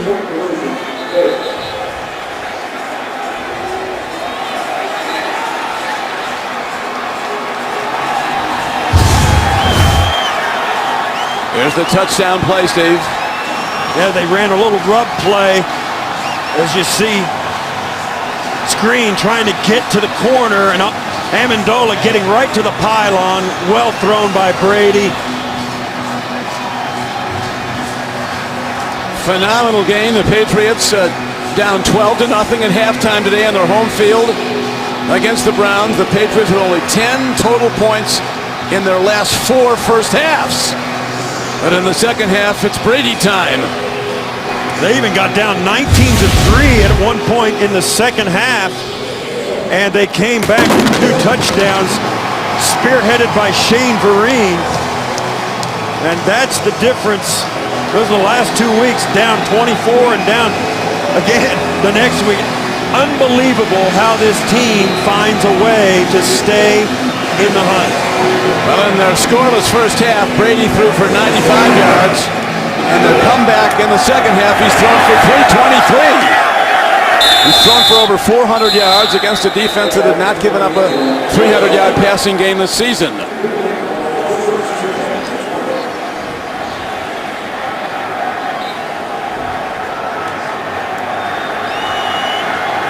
So now the Browns, the long way to go to set up a long field goal try. I bet that the key for the Browns is going to be picking up the pressure of the Patriots. They may bring a lot. If they bring pressure, they're going to expect to get home. But they may drop out 8 into coverage. You have to protect Jason Campbell first and then try and get separation in the secondary. They got 3 deep safeties, so it looks like it's going to be a 3-man rush. And they have an outfield back there, playing a 3 deep. 25 yards off the line of scrimmage. Campbell steps in. Out pattern on the run, getting out of bounds, stopping the clock with 25 seconds to play. Cundiff, Billy Cundiff, the Browns' place kicker, was an all-pro player in 2010 with the Ravens. He has hit 2 of 3 from 50 yards plus this year. There he is, Billy Cundiff, 8th year from Drake. And they've got a long way to go to get him in range.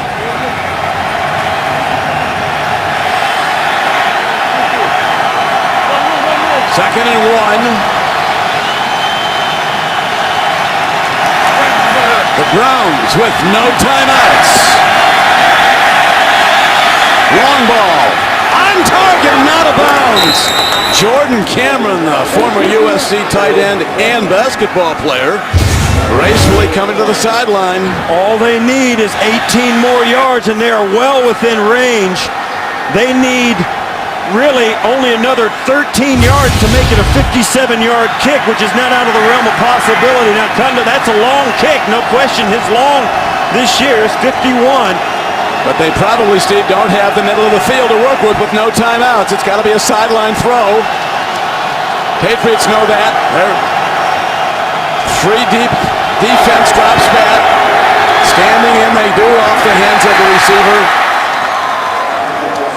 Bess, Devon Bess loses the ball, does stop the clock. 15 seconds to go now, 2nd and 10. The Browns battling to get in field goal range and possibly come back and win it. If they wanted to, if they could get deep down the middle, not even deep, 15 yards down the middle, they could run up and spike the football to stop the clock for a long field goal try, but they'd have to get the first down to do it. Browns building that 12-0 lead in the third quarter, and then a 19-3 lead. And now the Patriots have come back to take the lead. Campbell, downfield throw, caught. Now they're going to have to spike it. Clock's running 7, 6. They're going to have to get the ball spotted and spike it, and they'll get a 57-yarder. They got it. 1 second. It's going to be a 59-yard field goal. And Cundiff is already on the field. Cundiff with 2 for 3 over 50 yards in the 2-11 AFC Championship game. That'll be not 59. It might be 58. Had a great moment.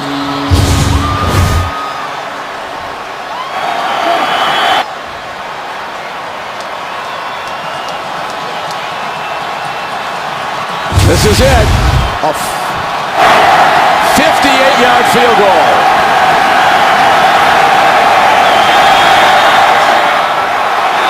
Not enough. It's over, and the Patriots have done it again, rallying back in the fourth quarter to win it 27-26.